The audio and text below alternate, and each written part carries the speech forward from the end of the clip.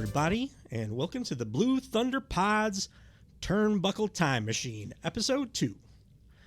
I'm your host, Billy Sullivan. With me, as always, everybody's favorite podcast host, Salt of the Earth, Dave Olinovich. You changed it up? I'm thinking I'm going to do different ones for the Turnbuckle Time Machine. That's good. So it doesn't get... Do you mean that, though? Did you talk... Everyone said it? I'm everyone's favorite? I mean, everyone I've ever met. Yes. At least in my own family. It's weird. They come ranked, up, even they don't even know that I work with you on this. Yeah. And people just approach me that I have no idea how they have any connection to you whatsoever. And they're just like, you know something? That Dave Olinovich is my favorite podcaster. Poor bastards. I apologize in advance. You probably can hear my voice is not so hot. And also for missing our regularly scheduled Blue Thunder Pod last week. It will be back up and running this week. Had a little bout of the household COVIDs. So I was out of commission and try to keep my energy levels up and excited for you guys. I think this should be a fun one, though. Today we are talking about, by special request, shout out Sam, Halloween Havoc, a 95, historically one of the considered one of the worst pay-per-views of all time. WCW Halloween Havoc 95 took place on October 29th of 1995 in Detroit, beautiful Detroit, Michigan, at the Joe Louis Arena. Mostly at the Joe Louis Arena. Mostly, yeah. What was the Cobo Hall, so which is right next door. Another special attraction part of the show is took place at the Cobo Hall. Special so at both applies. Joe Louis and the Cobo Hall. 13,000 fans in attendance, 7,000 paid. So that's half the lot arena. of goddamn comps. They did 120,000 pay-per-view buys. So, Right. like, it's WCW from this era is so freaking confusing. Well, it's 95. Like, that's a good pay-per-view number, but you had to give away 6,000 tickets. Yeah. Like, I wonder what capacity in that place is. It's I think they were. I think 13 they seems were like at capacity for or the whole close to building. it. At least, well, when watching it, I'd be curious. It looked great. Yeah. How they shot it looked I don't great. know how you find that many people to give tickets away to. No. Because like most people, if you're a wrestling fan, you're gonna go buy a ticket, and like I'm not going to a show because I can't afford $40 or whatever. I don't think most people are doing that. Well, it's the whole. I remember WWF did this where, like, if you went to Taco Bell, they gave you like a ticket to like the Royal. I think it was 90. It was the year. This is off the top of my head, so I could be wrong, but I think it's the 97. When was it in the Astrodome? When did Shawn Michaels fight Psycho Sid? Was that 7? 97? 6? I want to say 6, 96. He won it in 6. He won it in 95 and 96. So I think Austin was around like hot shit by 98. Yeah, well, 13 was 98. We both have internet computers right in front Mine's of us. kind of far away. Royal Rumble. I mean, 13 was Austin HBK. It was 1997. 1997. Yeah. Okay, that makes sense. But they gave away tickets at Taco Bell for that to just pad the seats. So, I mean, that's like if you go to Vegas, they got people just giving away tickets to whatever because they want the room to look halfway decent. I wish AEW would give away tickets to fill that. I mean, actually, it's sold out again this week, I guess, which good sign. Yeah. It takes a long time for that shit to turn around, but like, Right. but if they ever like, and I like the new ticketing plan way better. I wish they would drop the ticket prices like a week ahead of time instead of 2 days ahead of time. Yeah, because they're unreasonably expensive before that. I would like them to just give seats away for the hard cam side because like when Will Ospreay does his Ospreay thing and like everybody else, it's not the same when they're going to the hard cam side if they don't have a full house or like at least a full lower bowl. Right. It was really nice seeing last week like the full house, and I haven't watched the show yet tonight, but again it was like supposedly it was a full like 8,000 or something. Right. I also have not watched the show. I'm a little behind on current wrestling. It's really fun watching this old stuff. Yeah, but yeah, same thing. I watched like I've been watching more old stuff, like not just the stuff that we're covering for the show. Yeah, because it like I'll watch something that'll make me think of it. Like, oh shit, that guy was this. Let's go find out what that is. Well, also too with this particular pay-per-view, you can't like it's fun as a standalone. Yeah, and this is kind of where I don't know if my logic with continuity and episodic storytelling making sense week to week stands the test of time because this show, this Halloween Havoc show, was loaded with continuity and episodic storytelling, and I had no fucking clue what was going on for some of it. Let me ask you, what did you think of the show in general? It was better than I expected. Absolutely. It was I don't think it's in the top 10 worst pay-per-views of all time. Not even a little bit. I think maybe the worst finish ever. But everything Hulk Hogan touched, I think, dropped this down dramatically. But everything else was, man, it was fine. Like there were like aughts, WWE pay-per-views in the aughts that I would watch by your brother's house. Yeah. Regularly that were less entertaining than this show was. Yes. Well, not a ton of great wrestling on there, but at least there was stuff going on. And like you said, I was able to infer a lot of the story stuff. They also had video packages. Some of it was the one was like comically long, was like crazy. It was like 30 minutes. It was long. a small novel, but to their credit, I'm really glad they told me everything going on because dude, I'm telling you, 88 to 95, 96 WCW. Go check that shit out. Yeah, like it's good. Yeah, it's becoming on my radar or being put on my radar more and more, especially since the Sting retirement match. I'm like realizing I know Sting as the anemic guy that beat Hulk Hogan on Nitro, and then you go watch a pay-per-view like this, you're like, motherfucker, Sting was pretty good. Sting, that's my biggest takeaway from watching all these old things. I'm like, that dude's like one of the best athletes he that's ever was wrestled. Tremendous. We'll get to the match, but gorilla pressing people, but also doing like cross bodies off the top rope to the outside and shit. I loved it. Like, goddamn, Sting. Loved it, yeah. Guess I should have been watching WCW. Yeah. It just got so bad in 98, 99 that it was just like the presentation was not the hottest and whatever. Tony Schiavone here to kick the show off. They love doing this in WCW. Mentions that and Bobby the Brain, that's his partner, by the way. Thank God. They let us know that Ric Flair was attacked by either Brian Pillman and Arn Anderson in the back. Yeah. Prior to the show, they love telling you about somebody getting hurt in the back prior to the show with no footage. Right. It's like, but it was storytelling, and it paid off later in the show.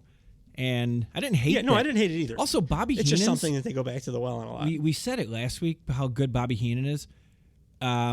He's making current announcing look unbearable. We'll get to it, but the selling he was doing about his friend's son was like legitimately upsetting. Yeah, like, it was tough and like it was plausible. And I'm trying to imagine watching this in 1995 before you have a subsequent 05, 15, 20, roughly 30 years of wrestling. Yeah. To like where this probably crushed in 1995. 100 because for me it crushed today. Yeah. But that's the point. You're right though. I don't think there's a close second.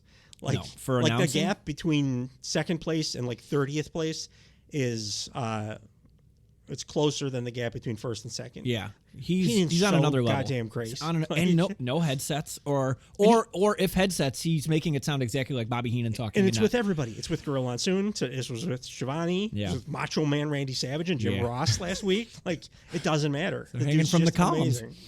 What really quickly, just because I wrote it word for word, how the show opened. Yeah. Because the show opened with pretty cheesy. Oh my God! It was like I was watching like an Elvira special on like some free television. Do you think they were going for that? I kind of get the feeling that might be like... If they were, mission accomplished, because that's the vibe I got. But the voiceover was great. Because the whole pay-per-view is built around Hulk Hogan versus the Giant, not only in a wrestling match, but also in a sumo monster truck. They keep saying sumo monster truck like it's a thing that exists. Like, it's just a sumo monster truck. You know, like there is. No, you just fucking made that. Eric Bischoff made that word up. Yeah. 20 minutes ago. Stop saying it like dropping it into conversation like it's a normal thing to say. Also, sumo wrestlers are not tethered together. No, they're not. A sumo wrestler strap match. But to open the show, it comes in from black, and you got the dope voiceover. He says, 2 demons have emerged. The Giant. He has a Jones for destruction. A Jones for destruction. Jesus Christ. His first match here, I was just kind of shocked by that. Yeah, and he looked good, and I'm excited to get to it. His motorcycle smashing, back cracking, bone crunching, neck choking rampage has opened the ghastly gate for the man who could not stay down.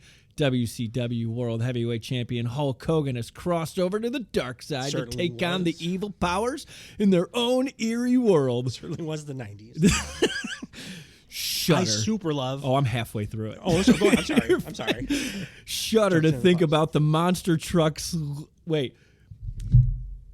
Shudder to think about the monster trucks locked up in a sumo-style showdown. If survival is possible, they will then be hauntingly close when they see each other eye to eye inside the fortress called the Ring. Somebody wrote this and thought it was the greatest thing they've will. ever written. It was, and then they go to the roof immediately, and they're already in the monster trucks, but they're like. It reminded me of that South Park episode where Randy Marsh is like, "You want to go, bro?" Yes, exactly. And they're just like circling in the courtyard. They're just like taunting each other with monster trucks. It's so silly. It's so silly. I kind of want to go back and watch like how did we get here? Coming at me, bro. What you come at me, bro? Oh, it was the worst. It's not like monster trucks were ever the biggest thing in the world. Like, no, I don't know what the fuck they got. Like it had a place like in the early 90s. I remember like I knew Bigfoot was around. And we shouldn't know who Bigfoot is. Like we shouldn't know the names of monster trucks. That's the most famous one. That's and they made Gravedigger. Gravedigger too, yeah. It's like how the Globetrotters fought the Generals. Like I don't know a third team in that league. Like those are the only two monster trucks, but good Lord. I gotta say, this was the first time Hogan, like, when he had to go to that place, he came out and dressed in all black, and I was like, oh shit, it's 1995. All you gotta do is wear black, and you're showing everybody because the death of Superman just happened. No shit, is that? And yeah, whoa. And Superman came back and was like a badass evil guy in his black outfit, and then every trope for every TV show and wrestling and comic book and stuff was like, come back wearing your regular stuff, but it's black this time. Huh. I wonder if the goatee had a similar, like, because it had to. Yeah, like alternate universe evil version of you as a goatee. It eventually became a joke, but yes, it was a real thing. South Park, Evil Cartman had a goatee. But but Star Trek, the evil Spock had a goatee. There you go. Very earnestly. There were some kick-ass dark matches on here, by the way. Yes. There were a bunch. Eddie Guerrero against Disco Inferno. I'm not a huge disco guy, but, he's a good hand. Very serviceable. Eddie Guerrero. Yeah. This one, Chris Benoit and Stinko Malenko versus the Blue Bloods, which would be William Regal and Bobby Eaton. Like, holy Christ. That was probably the match of the night on this card. I mean, half of that main evented a WrestleMania. Yeah. Shortly after. We can't find it anywhere, though. Like, it's just not listed on any of the WrestleManias. Yeah. You got to search real hard. Weird. Real hard for it. Something terrible happened. Paul Orndorff, Mr. Wonderful, versus the Renegade, which was the Ultimate Warrior ripoff. With the big that R. one you could have skipped. I think. Big R. It was so stupid. Why did they think for a little while that like pretending or having a knockoff version of another wrestler was like a thing that could possibly work? Because it technically did. Because the Warrior was a knockoff of the Road Warriors. He was the Ultimate Warrior. Yeah, but like. Maybe, I mean, but that's like... It wasn't a direct knockoff. He was like fucking thought he was a god, and he would speak in such crazy-ass terms. You're right. Road Warriors was just like bad motherfucking bikers from the characters were different, but like the germ of the idea came from Vince wanted his own the Dingle Warrior. Yeah, exactly. Ultimate Warrior. I love that Sting so many times said Darby Allin's my best tag team partner of all time because he tagged with Warrior for like 5 years. It would have been a heel move to say the Warrior was better than Darby Allin. Oh, yeah. No. Sting, good guy, undefeated good guy Sting can't be going heel. Sting knows his wrestling. Yeah. Like, you can't get as good as he got. Absolutely not. The first match of the evening, and like I said, I'm a little under the weather, so if I miss anything or there's something you want to hop in on, I got you, boo. Feel free. Got you, boo-boo. But I got some thoughts on this one, particularly on...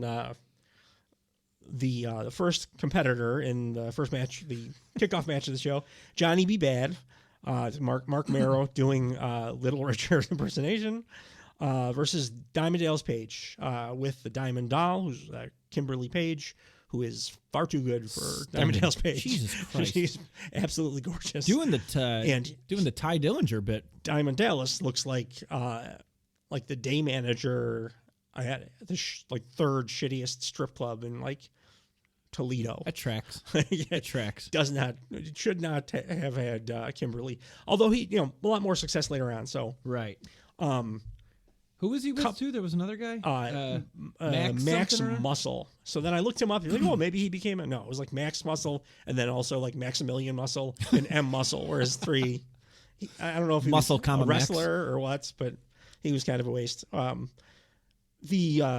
The Johnny B. Bad thing, I just want to talk about it a little bit. Yeah. Because actually, by this point, you could kind of tell, especially in the promo afterwards, like Mark Marrow, he's an Italian guy. He never thought it was like a great idea to like essentially do blackface. He didn't have to do blackface. He just tanned. He was like a real, olive tone dude. Right. But they made him talk like Little Richard, Yeah. who very clearly is a black man. Absolutely.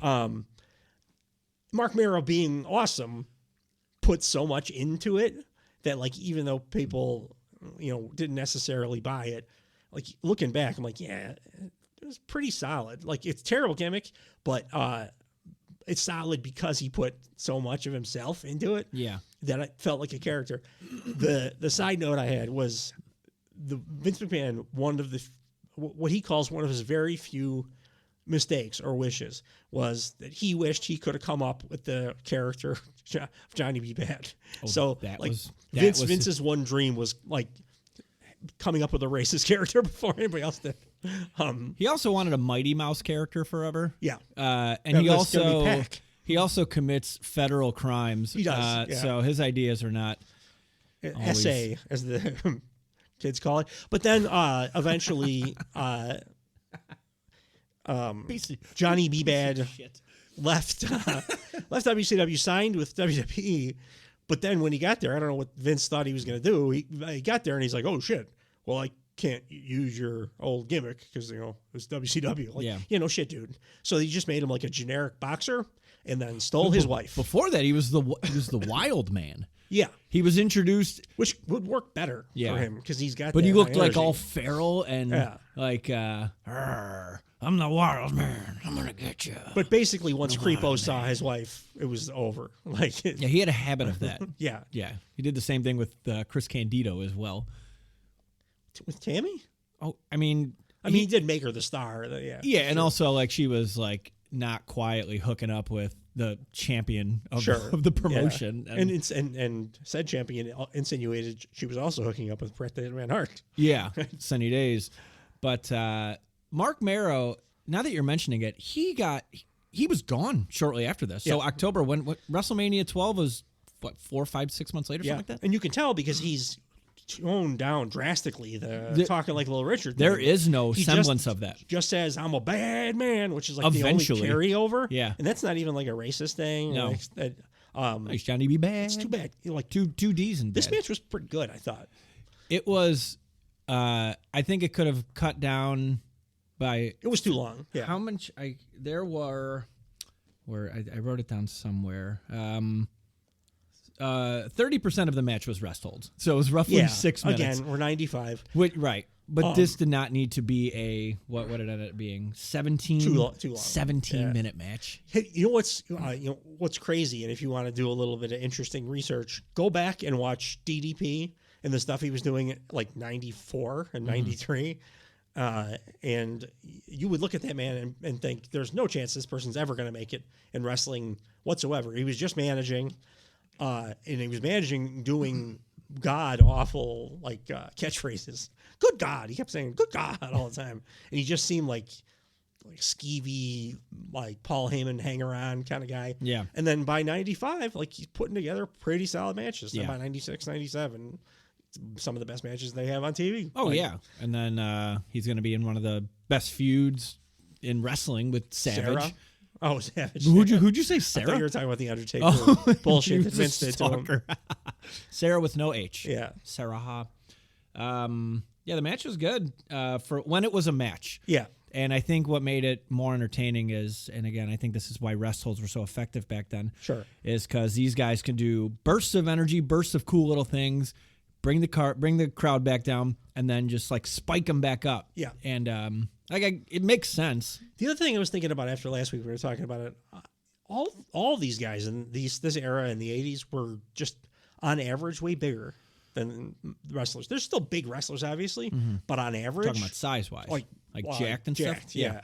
They were, and you can't have that great a cardio Like if you're that huge, there's some freaks like Brian Cage or whatever, but like for the almost most everybody part. was a giant like slab of meat back Right. then. So that's probably why a lot That's of rest holds very happen. fair. And even for the people that didn't need them, well, if that's the culture, if that's the way that we're learning how to do wrestling matches, it's probably why that like happened all the time. No, that makes sense. Yeah, my notes were like exactly what your guys. Pretty good match. They wore their working boots, but maybe a little long.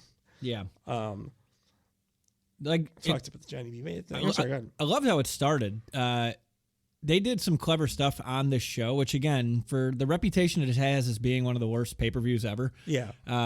Some of the matches are just like it's the Steiner match from WrestleMania last week that we were talking about. It's like, where the fuck is this? They don't talk about this. Yeah. So they start the match where DDP comes out, and then someone does a pump fake. They come out with the Johnny B. Bad big old Macho Man cape, and he's not showing his face. It was a little strange. Yeah. They never show. they never show his face, and like I'm not sure if he ever did that before, or if that's his buddy, and they don't say. But Johnny B. Bad jumps over the guardrail, attacks DDP, and then they fight to the outside. They fight in the crowd.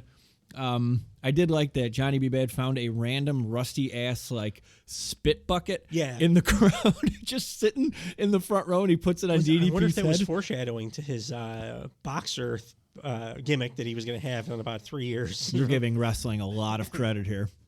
For You're right. This is an AEW. They wouldn't be that for having the deft and well, dovetailing. AEW. If that was the case, they wouldn't pay off the bucket until 2036. Yeah, probably. There is slow storytelling, and then there is AEW storytelling. One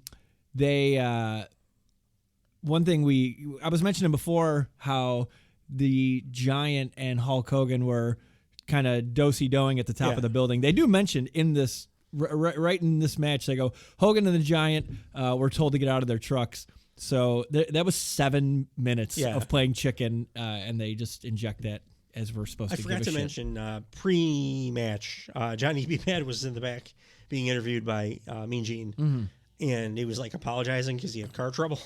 I'm going to review the entire damn thing. Okay, go for it. Because his line in that is just absolutely wonderful. His delivery. I guess we'll do that now. But like I was praising the video packages, so I actually knew what was going on. So. And the guy that does it has the quintessential 1990s announce voice. He was like the Transformers commercial guy or something. It's very good. He does have the little Optimus Priminess to him. But so they show a video package. They show WCW's Saturday Night Recap where Johnny B. Bad beat Flying Brian. Not Flying Brian Pillman. He's just Flying Brian. At Fall Brawl to earn. I remember that. I think I remember him being just Flying Brian. For a while. By the way, Dolph Ziggler should give half his fucking check to Brian Pillman for learning how to bump. They should do DNA tests with Lexus King and Dolph Ziggler because I think they may have been switched at birth. My God, it's just like the protege, quintessential. This is how you bump and make everybody look good. Guy. So huge. Oh, too bad. My Lord. So Johnny B. Bad beat Flying Brian at the Fall Brawl to earn a United States title shot. United States champ right now is Sting. And Sting goes out on WCW Saturday night. Johnny B. Bad's music plays, and he does not show. So they push them.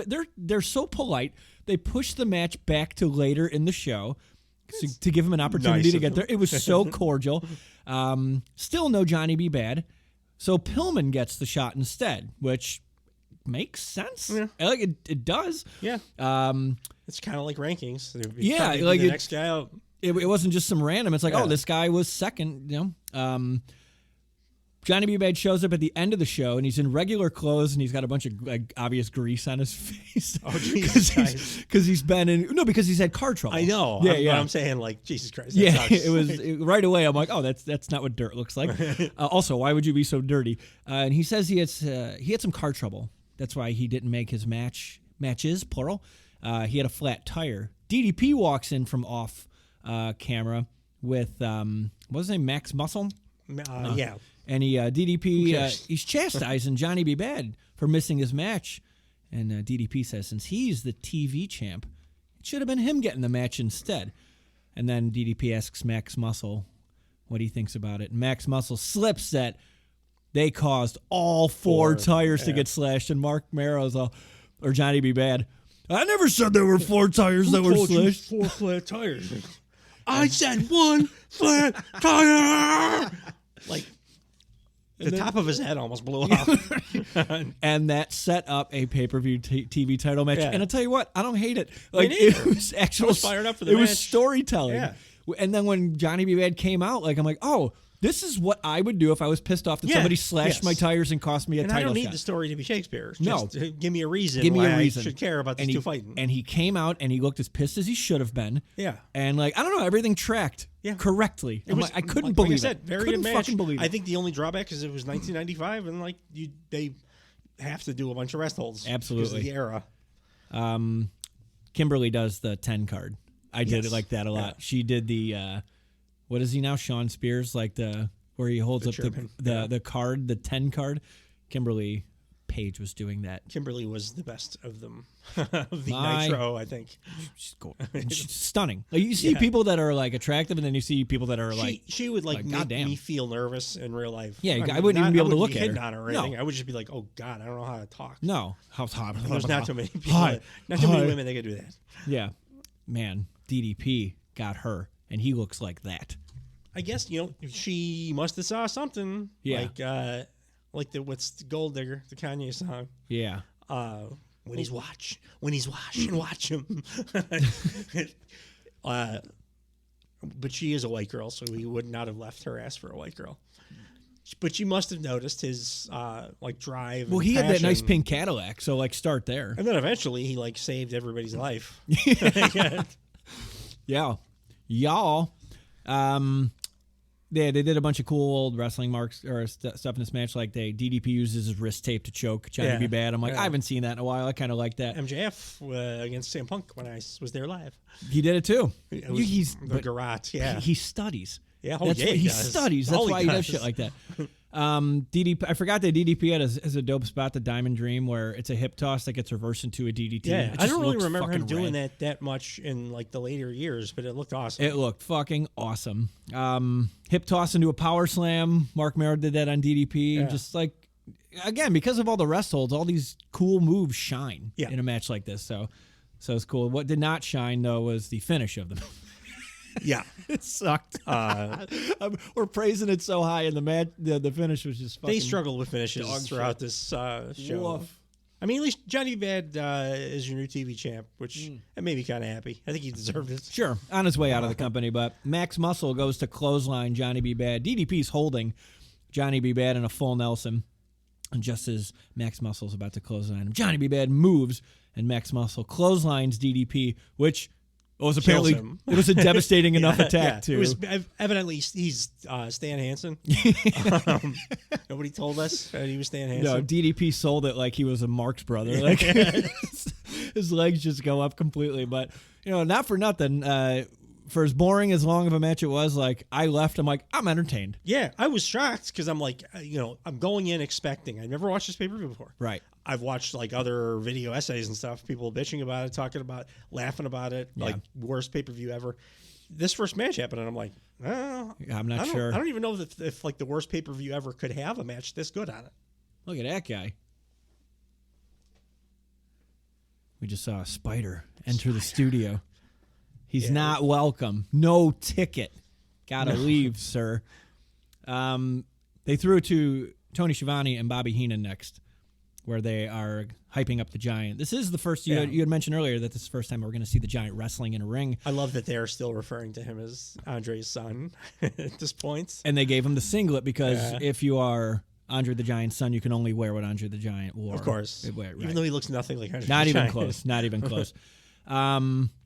And then at this point, they clarify they're really the amount of truck hype that they do throughout this show to make me try to care. Monster truck, Dave. Excuse me. Sumo monster truck, brand new term. No, it's not new. It's been around forever. Everybody knows it. Sumo monster truck. I'll do better. That's how they I'll definitely like presented it to us. I will study. I will study the history of sumo wrestling. This is the first. Sumo wrestling's more fun.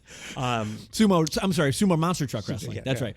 But they clarified that the trucks are going to be hooked together, bumper to bumper, And then they have to say that both men have no experience with this. Yeah. Duh. Yeah. No shit. Who has experience with this? Yeah, 14 years. I used to freelance as I don't know shit. monster truck driver, as a sumo monster truck competitor. But like, I'm not a car guy, but if the point is to just rev your engine as hard as you can, isn't the winner just the guy whose engine doesn't die first? I think because it's manual, and I can't drive manual, so I don't know. But I think that's a big part of it.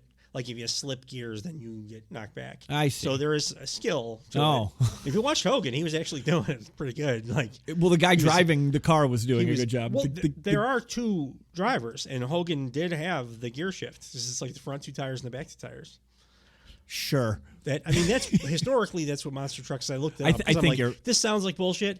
But then Hogan looked so goddamn gleefully happy when he was doing it. I'm like, maybe he really is doing this thing.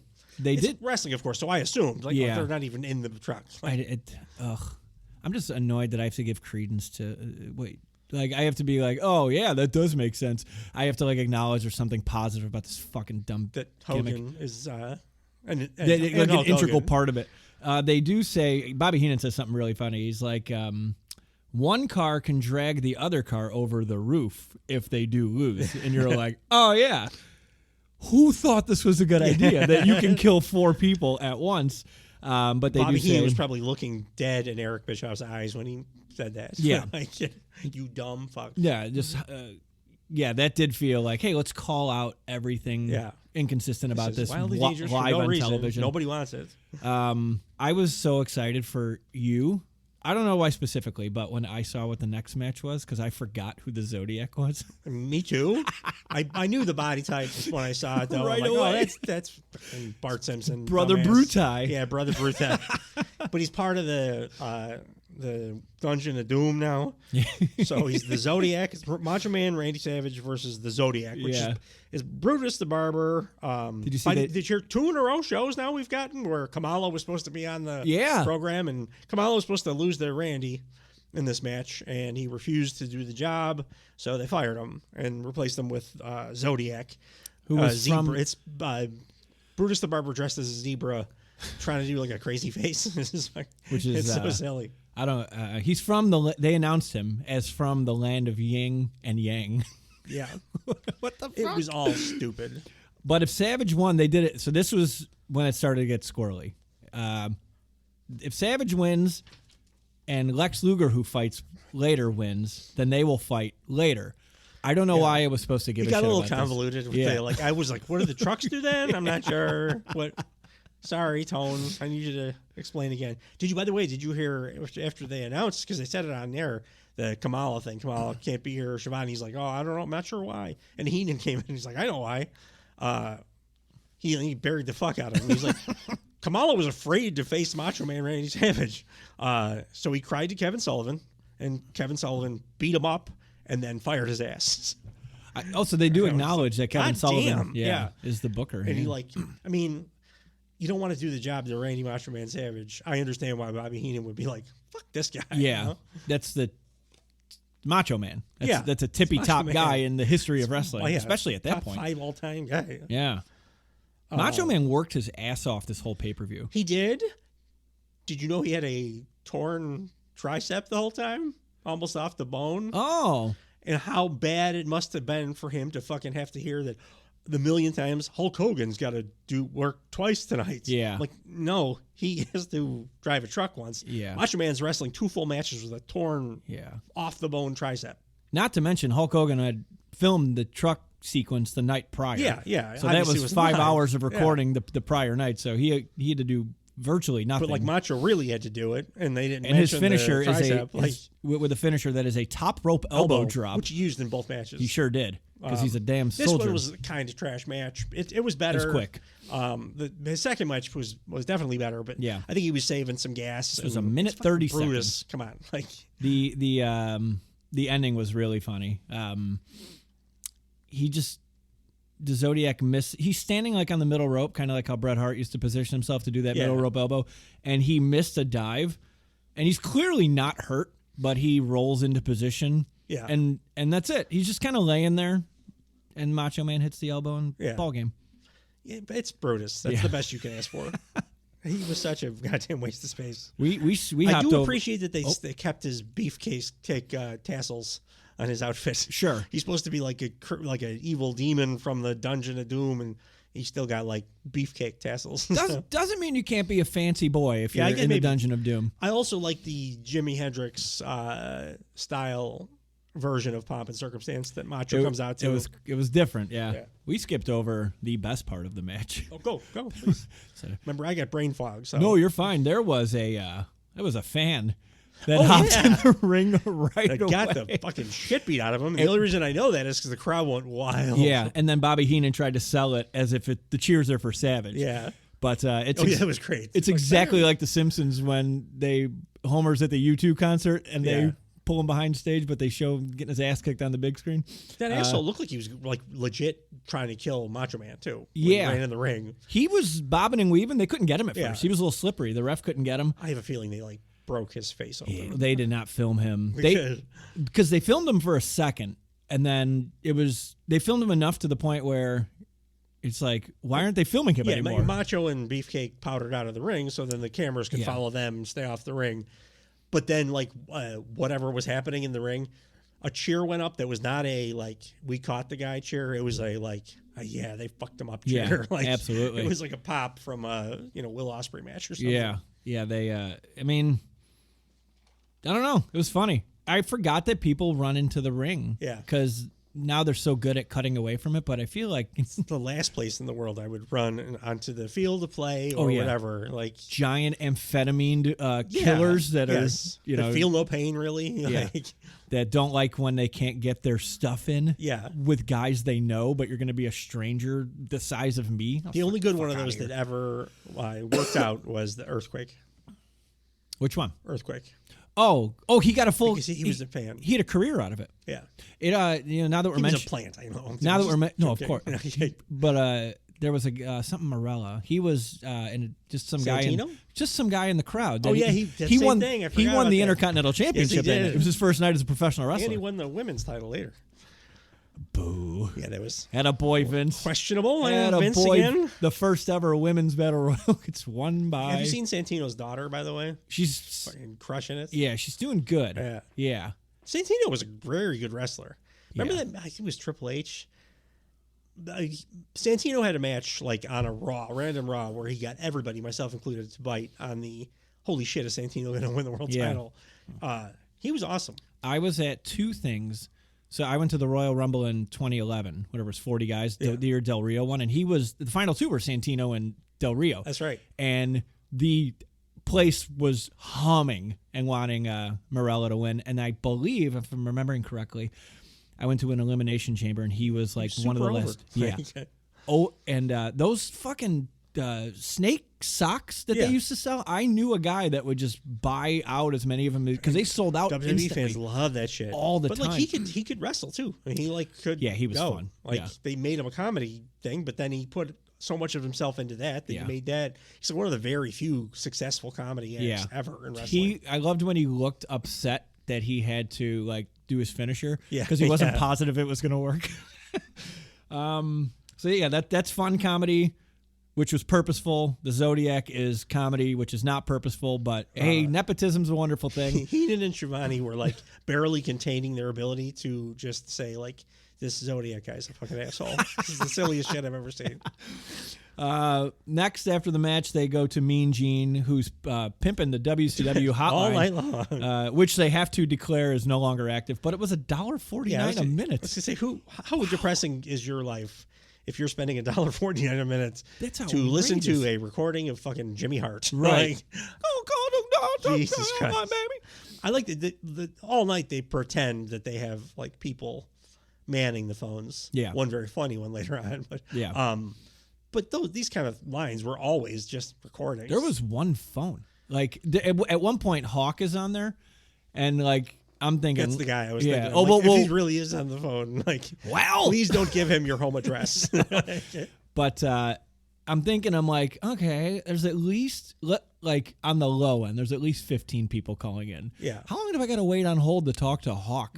And Yeah. who's believing that they're going to be talking because to it's Hawk? just a recording. Of course it is.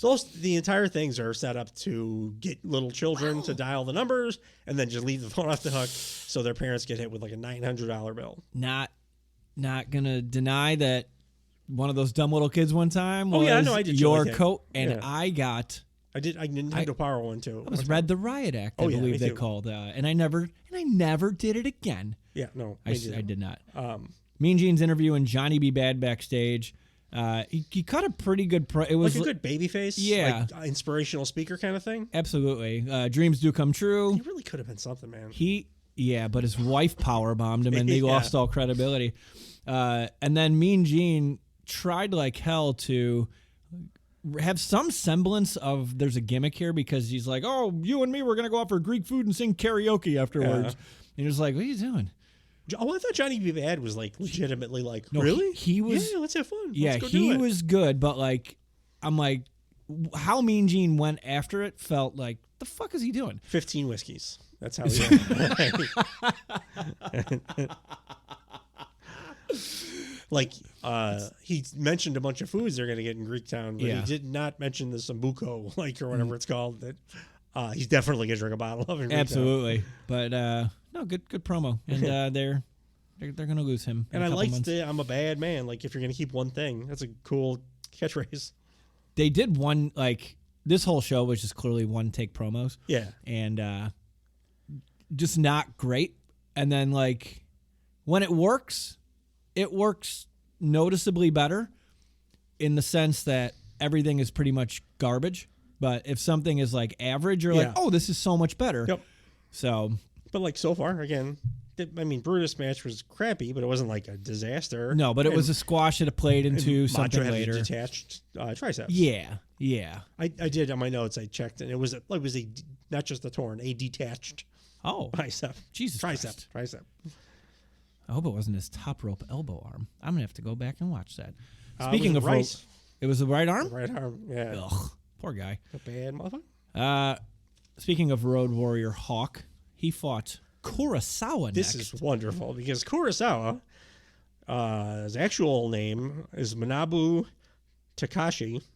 He was a NJPW heavyweight champion for a bunch of years. Like a storied career in Japan, but back then in American TV, like it was Japanese wrestlers got put very much into a box. Yeah. And I just think it's hilarious that they not only made him change his name, despite the fact that he was a very recognizable wrestler, but they changed it to Kurosawa, which I was like, okay, I guarantee you they gave him the two options of Kurosawa because he's the most famous filmmaker in Japan's history, Akira Kurosawa, or Mr. Miyagi, because that's the only two that they knew that were Japanese. It's the second time I've ever heard of Kurosawa. The first time was in Bare Naked Ladies 1 week. Like Kurosawa, I like bad films. Yeah, that's the filmmaker I don't I'm make films. referencing. But if I did, they'd have a samurai. The Seven Samurai. It's one of the great movies of all time. One of the great filmmakers. Fucking love that But that's song. why they picked Kurosawa. I was like, oh, maybe Ichiro? No, Ichiro was like 2001. Like, what other names would hillbilly ass WCW Bruce come up Lee. with? Like, yeah. Like, that's not even the same fucking country, dude. No. Video package, very concise. They just showed Kurosawa injuring Hawk's arm, which didn't play much, but it had one brief callback in the match, which I'm like, oh, they're fucking doing the work. Yep. Good job. They beat the fuck out of each other. Yeah, they did. Good match. Yeah. At this point, I was like, all right, it's over. This is definitely not one of the worst pay-per-views of all time. Yeah, absolutely. People need to take this shit off of their lists. Hawk's offense, I forgot, is exactly like the WrestleFest or game, like that leaping punch, or that shoulder tackle. He does a fucking rude awakening. It's awesome. a bunch of stuff that's fun to spam in a video game. Yeah, he's got a hell of a fucking offense. We always lays it in. Him and Animal both. Big boy. And it works when you're up against the NJPW guy too, because that's what they want. They want you to beat the hell. They want it to look real. Yeah, and he did this slap at one point. I don't know if you remember what Bobby Heenan said. That was like a fat girl sitting in a beanbag. He said it sounded like a fat girl sitting on a beanbag. That's exactly what he said. Of course I remembered that. He's the best. Yeah, no story here. I mean, there was a story, but like it was pretty quick, in and out. Yeah. The finish. Short, hard hitting. Yeah, Kurosawa comes out with Colonel Parker, and they do a finish where there's a Samoan drop onto Hawk. Colonel Parker holds Kurosawa puts his legs on the rope, and Colonel Parker holds his legs, which somehow gives him some leverage. Yeah, I've seen that before, but it never made sense. No. After the match, Hawk pops up instantly.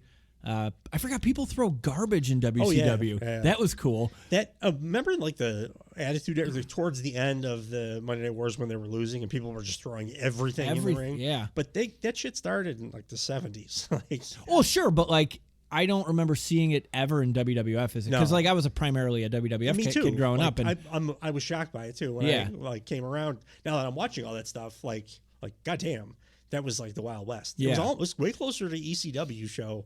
Just with a lot more people than I would have expected. That's fair. Yeah, I like that comparison. Also, too, Hawk lost, but as Kurosawa's leaving, he's on the turnbuckle posing as if he won. It was just, the visual was odd because it was out of place, but whatever. Shivani and the Brain are talking about the Sumo Monster Truck match again.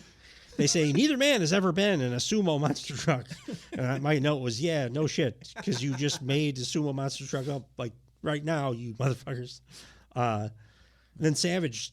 Oh, I wrote it verbatim. Okay, I only did a few notes, so you can. I wrote the last chunk. So if you got your notes, it might be the same. I mean, these were mainstays on Botchamania for a while, if you remember back in the day. This might be my favorite unhinged Savage promo. My voice is going though. Sure, so you can. So Mean Gene's interviewing Macho Man Randy. Right, he's Macho Man Randy Savage the whole time. Yeah, except Macho King. Anyway, he's Mean Gene's interviewing Savage. Reiterates that Lex Luger needs to win in his match against Ming later tonight in order for the Luger Savage match to take place. I don't know why. I'm completely confused. It doesn't make any fucking sense. At some point, Savage just looks at Mean Gene and yells, "Your mustache is crooked." Mustache is crooked. And then, I forget when he started this sentence. I don't think there was any context to it, but the cat one. Yes. Yeah. So he goes. I'm not even going to try his voice. I'll just read it. My curiosity is killing me, just like a cat would be killed by the curiosity. Yeah, because of the fact. Hang on. Oh, he's talking about the monster truck thing. Yeah, but okay. I would like to one thing. My curiosity is killing me. Yeah, like the cat. That was killed by, which is definitely him stretching for time because he didn't know what the fuck he was going to say. The curiosity. Yeah. Your mustache is crooked. Yeah. Because of the fact, machine versus machine and man versus man. Doubled and tripled by the exposure of the WCW Heavyweight Championship belt. Yeah. That's a sentence. Started delving into Ultimate Warrior territory. Don't you think I have a little bit of interest right there? Friendships is friendships. Business is business. Hulk Hogan already drew the line in the sand. I'm just following it up. No idea what the fuck that means. No, me neither. I'm going to be a participant, and I'm going to be watching it, too, through the video scope. Yeah. He said he was going to help Luger, which he did not do.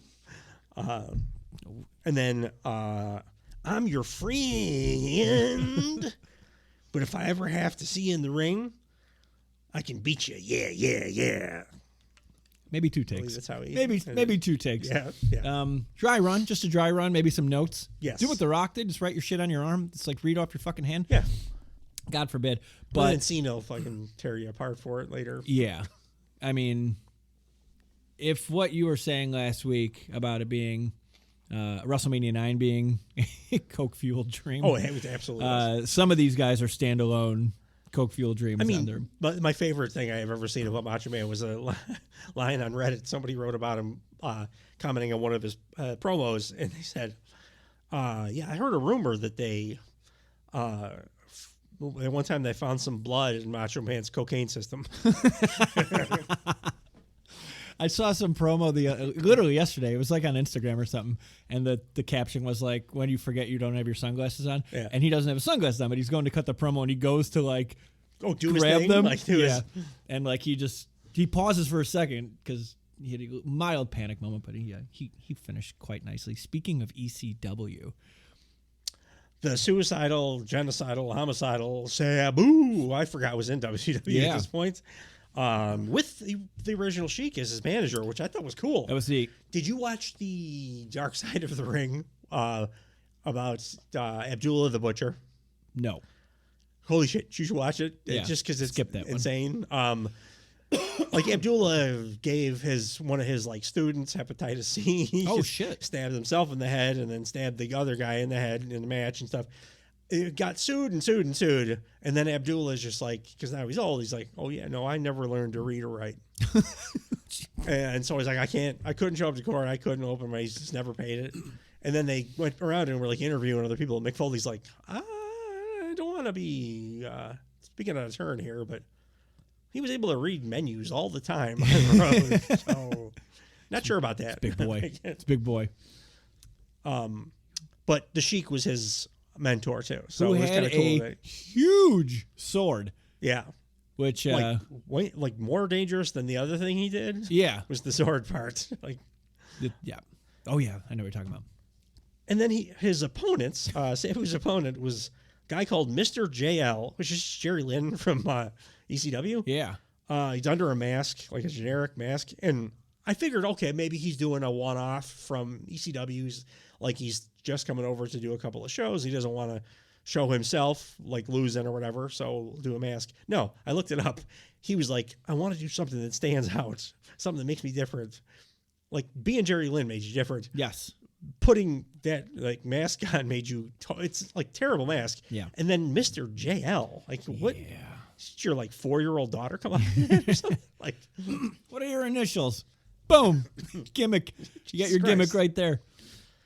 When I hear people talk about AEW matches being spot fests without any psychology, well, I'm like, no, this is a spot fest. This is the quintessential. It was just spots. Do as many things as you can in the time you have. Yeah, there was no flow, nothing. No. It was fun to watch the guys doing the crazy stuff, but it was not a very good match. Sabu does a moonsault.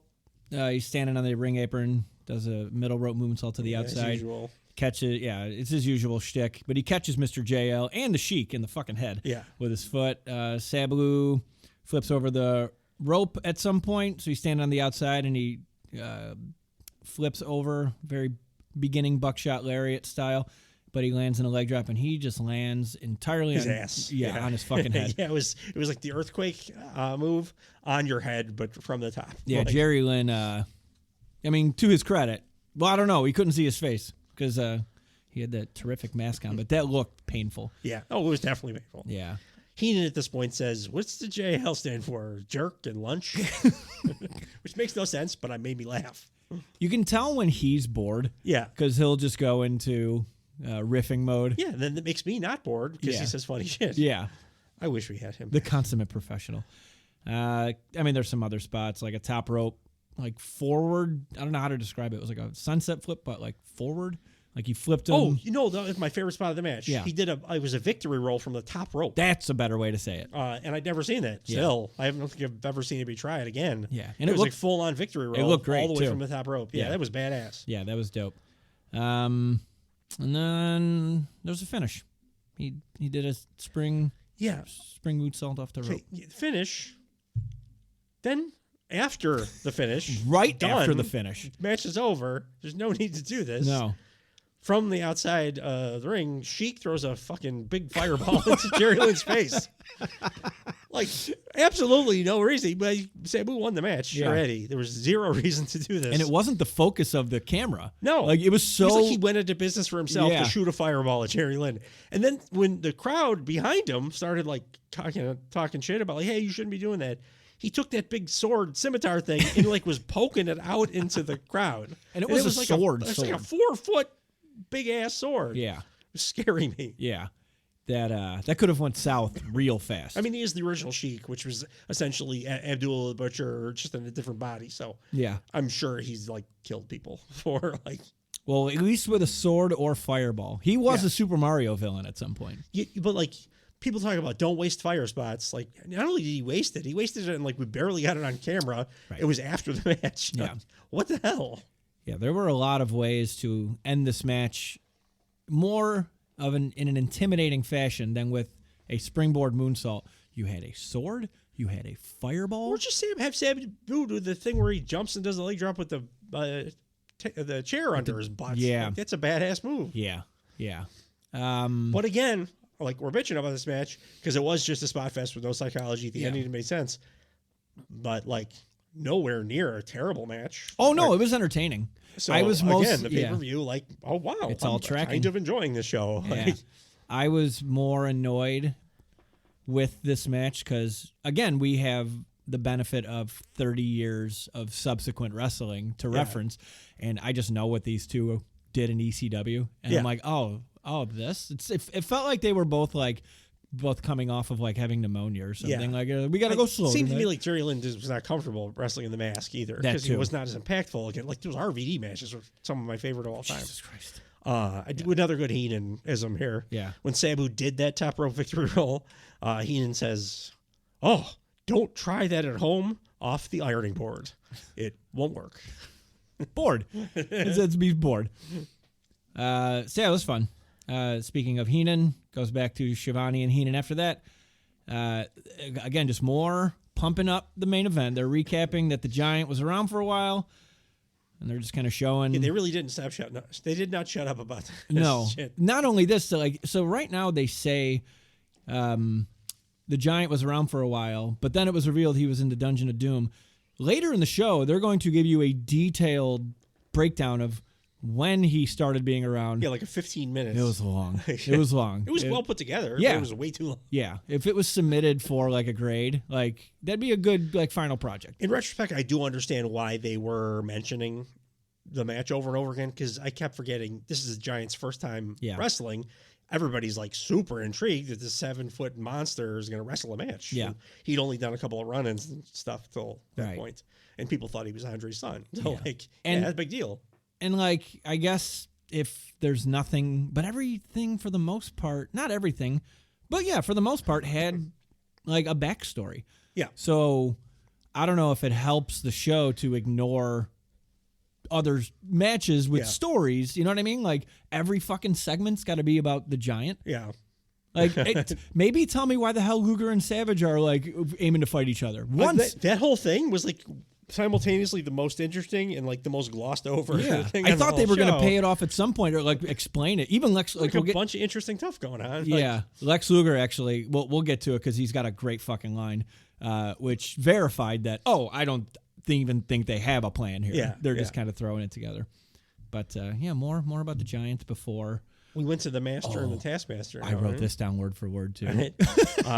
So they go to the Dungeon of Doom, which they have their own like dry ice. I don't know if it's oil or water based cave. I think ice is just ice based or smoke machine. The Master looks like a big fat guy that like came wandering out of a terrorist attack. Survived. Like terrible ash and stuff all over their faces. And then Kevin Sullivan, he's the Taskmaster, which don't do a master and a Taskmaster. Jesus Christ. But Kevin Sullivan, like the whole time the Master's talking, he just looks like he's thinking about what he's going to have for dinner later. And then also, he looks like a high school dean, like scanning the room for troublemakers at the assembly. But also he had some squiggles drawn on his head to make him evil. Like those are important squiggles. He looked like the most normal dude bored out of his mind the whole time. And he's the head booker of this company right now. Oh yeah, I know. And he's got full carte blanche on how he wants things to go, and this is what he fucking decides Killed woman. to do. Yeah. The Master, as Sully just mentioned, is this big fat blob that's just sitting there, and he cuts the most convincing promo I've ever heard. To the point, I had to write this one down word for word. Before you start, do you know who the Master is? No. The original King Curtis Iokea. Oh. So then I had to look up. Oh, is he Prince Iokea's? No, Prince Iokea's last name is like Harris. But he called King Curtis Iokea to say, is it okay if I use your name? Because I have like Polynesian heritage on my mom's side or whatever. Yeah. And King Curtis was like, absolutely, your family. He'd never met him before. So that's how we got the artist formerly known as Prince Iokea. Who was the most successful of the Iokeas. Yeah. Yeah, that bloodline would not do well television rating wise. The Master I don't want to hurt my voice doing it, but he's like He's just screaming. He's doing this voice loud as he can. Sullivan, my son, the moon is full over Detroit, Michigan. The stars, Sullivan, are lined up, and the great Milky Way is ready for you, my son. In Tokyo, Japan, and Peking, China, the start of another day. They say, Sullivan, my son, that there will be a total eclipse of the sun today around the world. This is fucking word for word. Yeah, no, I know. I remember. I'm very impressed right now. Because, Sullivan, we are here right now, and tonight you will walk upon the galaxies because you're giant, and the insurance of the Yeti, you will destroy Hulkamania around the globe. What? The fuck? Made the Undertaker look like Oscar Wilde. What the fuck? It is pretty funny when he's like talking to his like hench demon, but he's just call him Sullivan. Yeah, it's not as scary. That was my favorite. That's like why I decided Sullivan. to write it down, Like because he that. kept going back to Like Sullivan. he was this close to Sully. Like Sully, we're gonna eclipse the whole world. The fucking Yeti. Yeah, I mean, I guess First that's mention on probably the show. why the Taskmaster like had that like I'm thinking about my taxes and like what am I have for lunch today? Yeah. Because what the guy said was nonsense. But like now, I want to go back and watch more Dungeon of Doom promos, because if this is the bar, if this is the median level of content we're getting, then fine. Was Shockmaster a member of the Dungeon of Doom? I think he was supposed to be. And then he was, because he did the Shockmaster thing as the member, but then after he fell, they like repackaged him into making him an electrician so that he wasn't. He was anymore. a goof too. I think he like purposely fell down. I think so. Where else are you going to put that guy? Yeah. No, I mean, I think he was initially, Yeah. was supposed to be. I don't know what he was supposed to be. But I mean, that's where they had him. Fucking speaking of Earthquake, he ended up in this thing too, but that's when he was like Shark Man or something like that. Yeah. And then he got rid of his awesome giant tiger tattoo on his arm and had to replace it with a shark for his piece of shit, like 4-month-long gimmick. Like, dude. Keep what we love. Decision making, my friend. Yeah, no critical Sherry. thinking here. Oh, there's a lot of critical thinking that did not get done with all this. The whole point of this is, I guess, to keep reminding the crowd that there is a main event. Yeah. and despite the fact that everything on the show up until the last like 3 things that happened was way better than the last 3 things that happened. Absolutely. And also, as I mentioned, first mention of the Yeti. Or as Tony Schiavone went into business for himself. They never told him to say the whole show, by the way. They never told him to say it that way. I heard that. What way, Dave? What way could you possibly... Like the 3 snaps in a circle, guys, from In Living Color? The Yeti? It's meant on film. Yeti? Yeah. It's Yeti. Schiavone and your goddamn earring, diamond earring. What are you doing? That's Yeti. I love them, but come on. Yeah. Not all choices are terrific choices. Go backstage. Mean Gene, Jimmy Hart, and a very, very upsettingly unmustachioed Hulk Hogan are talking to some like giveaway winners. Mike Hill from Coleman, Alabama, with his fiance.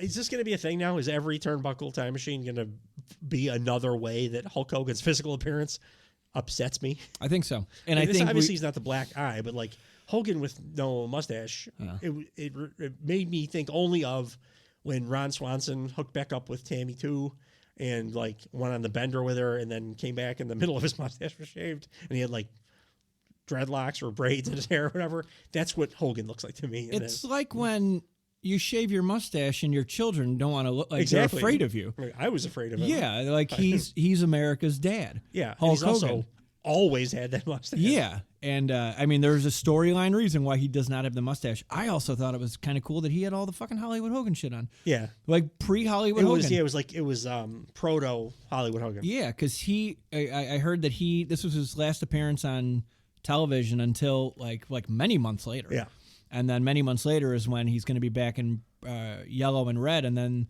ultimately it's gonna kick off all the NWO shit. Yeah. So, but like they had the lightning bolts on it, the fonts were correct, and I'm like, oh, he just had all this shit like in his car, ready to go.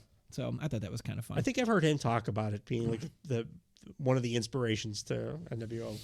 who knows with him? Everything he says is bullshit. So, Well, like, he it's was hard to- apparently supposed to be fighting in Pride before it was a company. yeah, while he was playing bass for Metallica and Shit.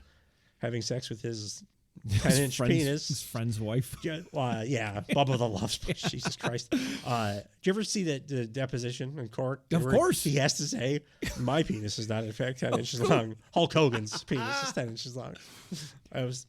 The amount wonderful. of times while being intimate have I been tempted to go into character and explain that what is happening here is not me. It's like my wrestling character. It's my an wrestling angle. character. We're shooting an angle right now. I am not terrible at eating ass. My heel persona.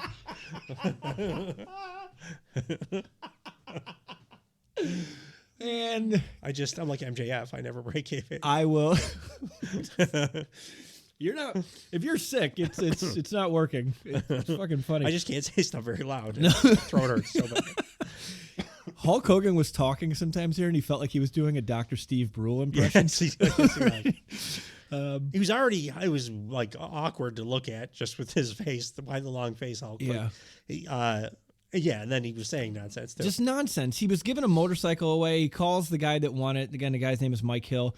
He calls Nobody him. cares. No. Especially his fiance. Like, his fiance could not. Mike Hill brought his fiance. And I mean, she like the looked uncomfortable. viewers of this program. What the There was fuck a are you lot doing? on this show that the viewers did not care about. Again, pretty much everything Hulk Hogan was touching. Yeah. And as we're talking about it, this applies. He calls him Maniac Mike, and he says, Maniac Mike winning this Harley gives Hogan a little extra edge to know that the maniacs are on his side. And I tilted my head like a fucking Cocker Spaniel going, what the fuck does that mean? What are you talking about? That is trying to marry two sentences together in the least organic way I think I've ever heard in my whole life. Jericho-esque. He said, so the people that donated the motorcycle who own the shop were there too. And they're like, hey, we have some other stuff for you. We have a hat. We have a sweatshirt, blah, blah, blah. I'm like, that's fine. And then Hogan was trying to get more shit out of him. Of course he was. He's like, maybe they want to chrome this thing out a little more. And then they're like, they wait for him to reply. Yeah. And it's like, what the fuck, dude? I just donated a Harley. You want more? That's You're very Hulk Hogan. expensive, dude. Pay for it, motherfucker. He's never paid for anything. No. His goddamn life. And then Hulk Hogan's line for line, he goes, first it's machine against machine. I'm going to push that giant right out of the circle, brother, and then I'm going to take him in the ring and lay him next to his father right here in Detroit, Yeah, brother. I don't think. What? I mean, I know he got body slammed in Detroit, but I don't think Andre the Giant is buried under the ring in Detroit, Michigan. So, okay. It was the body slam. Pontiac Silverdome. Didn't put that together at all because I this didn't is either the until first just time. now, but, yeah. They didn't mention Andre the Giant once on this fucking No, show. they vague inference to Bobby Heenan a few times said later on when like So after this. Yes. Yes. So up until this point, I'm but like, they never say his name. but again, 30 years of hindsight, I know that the Big Show was clasping onto his father's casket as the Big Boss Man was driving course, out of a yes. cemetery. So I'm like, It's one of the that father? greatest- Like, you know what I mean? Yeah. So I was very confused. I'm His like, father, who's his Andre the father? Giant, who apparently is buried under the ring at Pontiac Silverdome. It's the only coffin that was big enough. But they weren't at Pontiac Silverdome here. No. Joe Louis Arena. They were to Joe Louis Arena. Right? Do you have any more on this bullshit? Mean Gene backstage? No, it's stupid. No. It's- Really quick, Shivani and Heenan are promoting World War III after this. Yeah. And they say it's going to be the first time ever. 3 rings. War Games is 2 rings. They emphasize this is going to be 3 that made rings. me giggle. Like 3. 12 rings. What can we do better? 25 rings stacked on top of each other. But not only that. So it's 3 rings, 1 giant in each ring. Yeah. 60 men. 60 fucking men. That sounds like maybe a little overbooked. You think? And then the winner gets a title shot. Who are the other giants? So it's the Giant. Oz. I haven't probably, seen this pay-per-view, or so Vinny Vegas. so would be Nash. Okay, and then Although like, by '95 he might be in WWE. he was champ. Yeah. He was WWF champ in So 95. he's gone. Van Hammer. He was like 6'8". Okay, but like Giant Gonzalez wasn't him, No. right? Was it the Yeti? Mark Callis was well gone 3 years prior. I'm dying to know who the fucking Giants are in this match because like one of them's definitely The Giants. the Giant. Yeah, big show. Yeah. Who was the Yeti, by the way? They said, I researched it and it was a worker. Yeah. One detail about the work, I can't remember his name for the life He was of me. big. Yeah, and he wasn't like notable, but I guess he had short arms, and like that was one of his like takeaways. Eric Bischoff said he had short arms. Offensive linemen they get drafted later than they should because their arms are too short. Right. We didn't have enough attribute points to lengthen his arms. We got the height, and there was an insinuation that maybe did we put all of the mummy wrappings on the Yete's arms to elongate his arm? You heard that correctly. The Yeah. mummy wrappings on the Yeti. On the Yeti. Yeah, on the Yeti. The Yeti, which is, I believe, something that is an abominable snowman. It's a snowman that lives in the fucking It's mountains. Bigfoot in the snow. Yes. Not a mummy. Yes. Not a giant mummy. Not a giant fucking mummy. I thought before... what did I say? Snowman? this- It is Bigfoot. You're It right. is. No, it's the same thing. It's supposed to be like the same species. But like a polar bear and a brown bear kind of thing. Okay. But like a Yeti is he's like the abominable snowman, which is supposed to be like Bigfoot. Right. Regardless, no mummies involved. I thought like going in because this show is kind of famous for the Yeti. The Yeti. Because of how bass backwards it was. But from the vignettes and stuff, I realized the Yeti had been on television prior. Oh.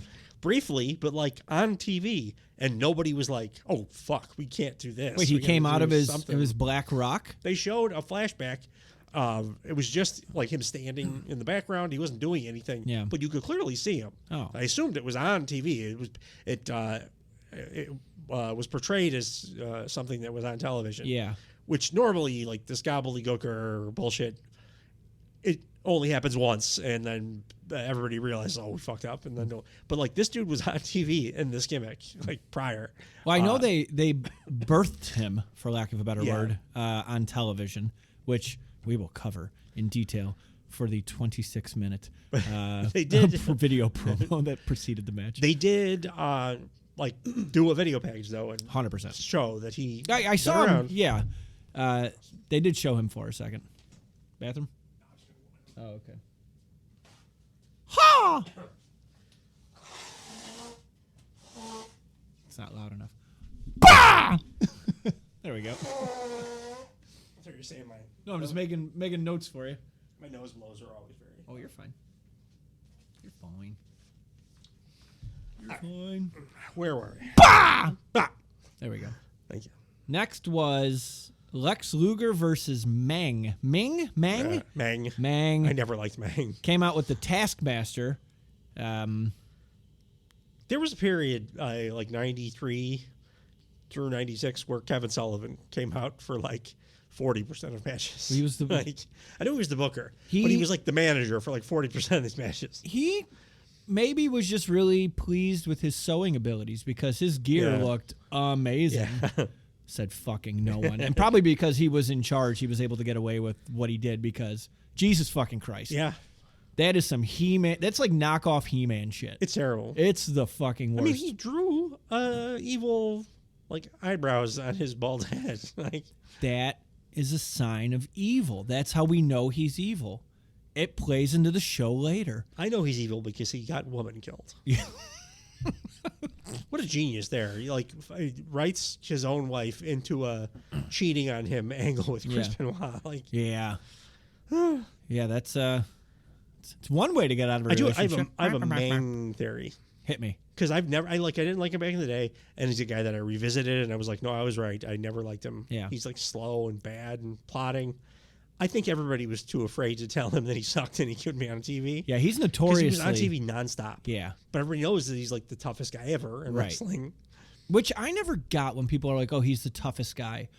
It's a room full of like drugged up like super athletes. Like how does I think it's like Dynamite Kid, the biggest psycho, really. 'Cause, Yeah. like Dynamite Kid, The used last do one to shit like stop Mang, where he swinging? like Mang, there's that story where he reaches across the bar and rips out all the bottom teeth in some guy's mouth for just like Yeah, that's called a talking sociopath. bad. Yeah, yes. Yeah, that's Dahmer And that's stuff. I think people are afraid. We're afraid to like. Well, that's not put him reasonable. on TV. That's very reasonable. But like Dynamite Kid wasn't like the best fighter in the world. He was just a fucking maniac. Yeah, And, like, he just never stopped. yeah.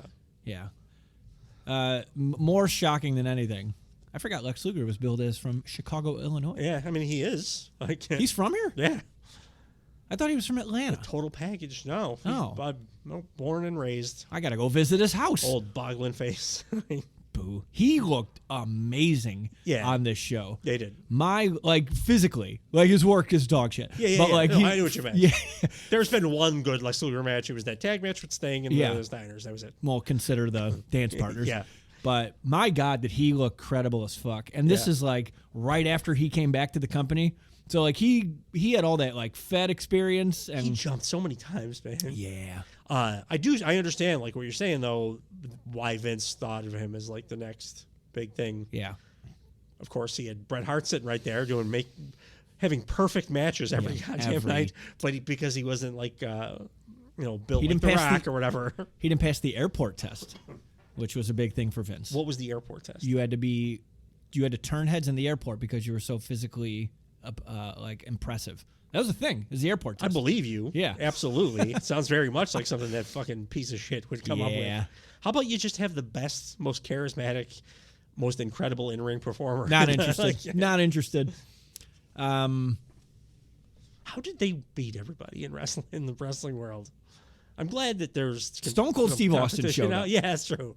But like before that, Vince like got I just watched the Iron Claw 2 nights ago, Yeah. and it's a bummer watching those territories.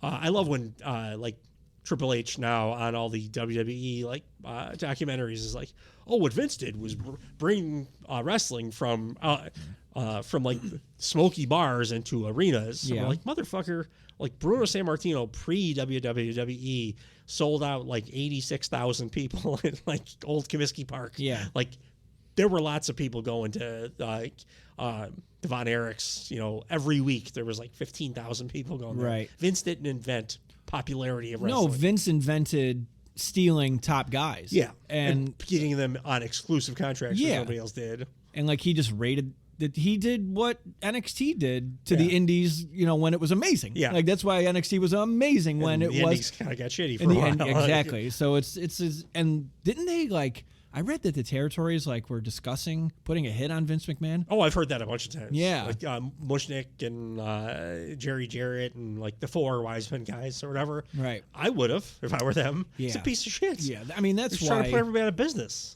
he didn't have better experience in production because the production was fucking bad. Yeah. Commentating was bad. Like it just wasn't good. He just had the talent. Yeah. And the talent is what made him survive. But you look at WCW, like again, now that we're watching more of this shit, I'm just like, to kind of echo your sentiment, given who was on this show alone, how did he do it? And this is one of the weaker shows. Like I watched a couple of like 91 and a 92 it was like War Games and something else, and both of them had like 5 matches that I was like, God damn, those are like 4 1/4 plus matches, all of them. Yeah. So it was like a regular thing at this time. Yeah. But Vince just, I don't know, she's just like one of those megalomaniac psychos. And he didn't want tag matches anywhere in his company. Like he never valued tag matches. WCW, like it was all because tag faction matches and tag. are awesome. But then we're going to get to it later. Like I forgot Arn Anderson was one of the greatest wrestlers of all time. God. You put any tag team partner with that man, and it was like you could read their mind. It's coming up next, so we'll wrap this up real quick. The finish to this match is very important for the ending of the show, or for later. At the time, it was big. What the fuck was going on here? Thing. So Lex Luger power slams Ming, and then Ming has a golden spike on his person, which the announce crew talk about like it's like a thing. Yeah. Like they call it by a certain name, like we're supposed to know what it is. So I guess that was the thing. Yeah, I forgot my golden spike at home, but it is a common piece of clothing apparently. So Ming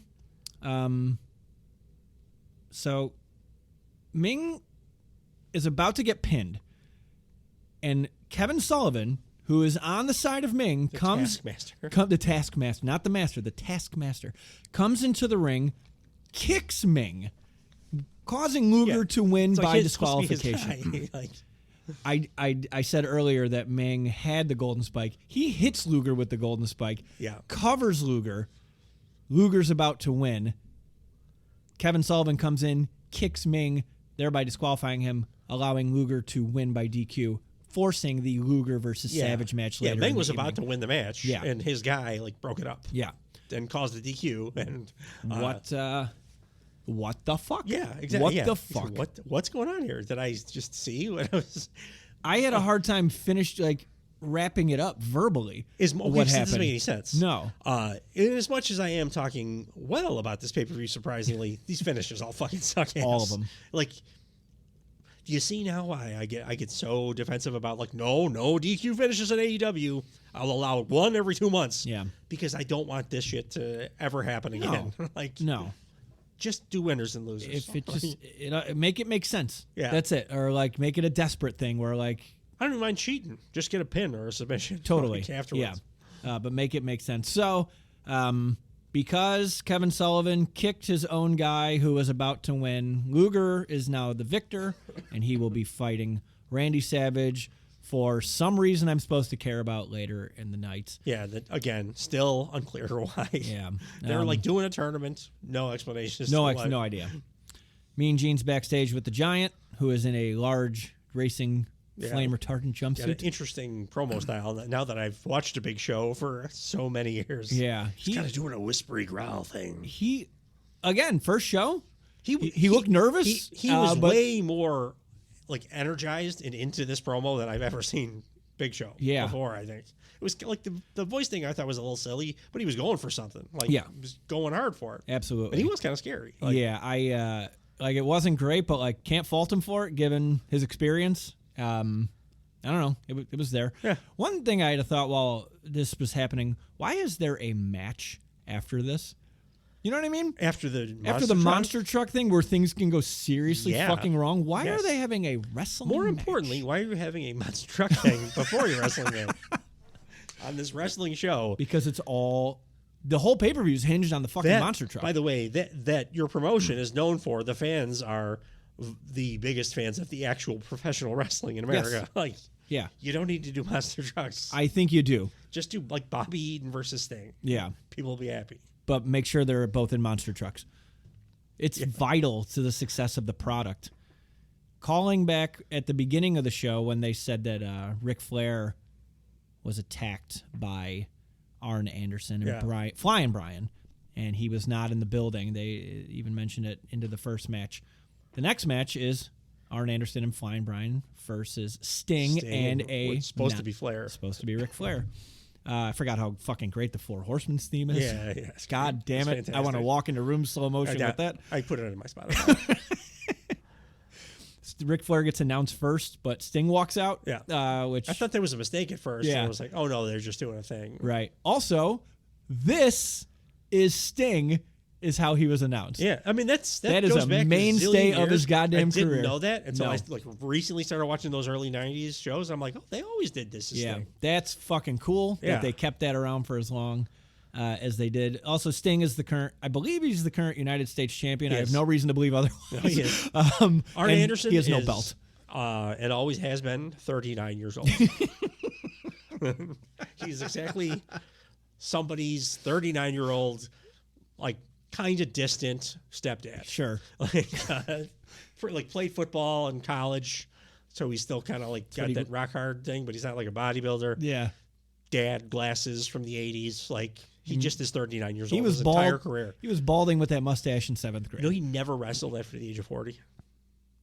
Oh. Right? Yeah. Because he looked like he was 40 the whole fucking time. That's a timeless act right there. That's the same reason he doesn't do bumps now is because it was his spine got all fucked up. Well, that's probably why he walks successfully well as or just shoots people with a Glock. Armed Anderson. I enjoyed the shit out of this match. Yeah. It was a handicap match. It was an excellent match. But one note I had was, I'll read it. I go, up until now, I didn't know professionals worked here. Wow.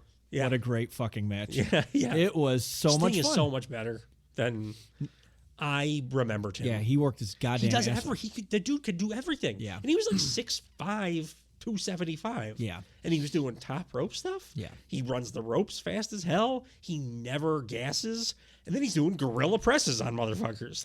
Who can do, even now, a gorilla press and also a crossbody from the top to the outside? He did that gorilla press for a long time, too. Without breaking a sweat. Yeah. You see, Warrior do the gorilla press, and it looks like he's going to have a stroke. Yeah. Stinger was just holding him up, and he's much taller, just holding him up above his head, yeah, I could do this all day. Yeah. People like that dude.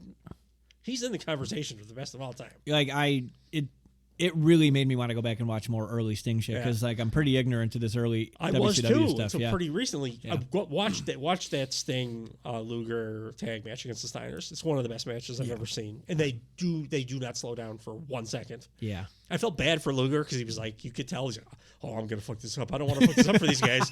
Like he did a couple of matches, but the other three were like he was just barely hanging on. The other three were just flying around doing like.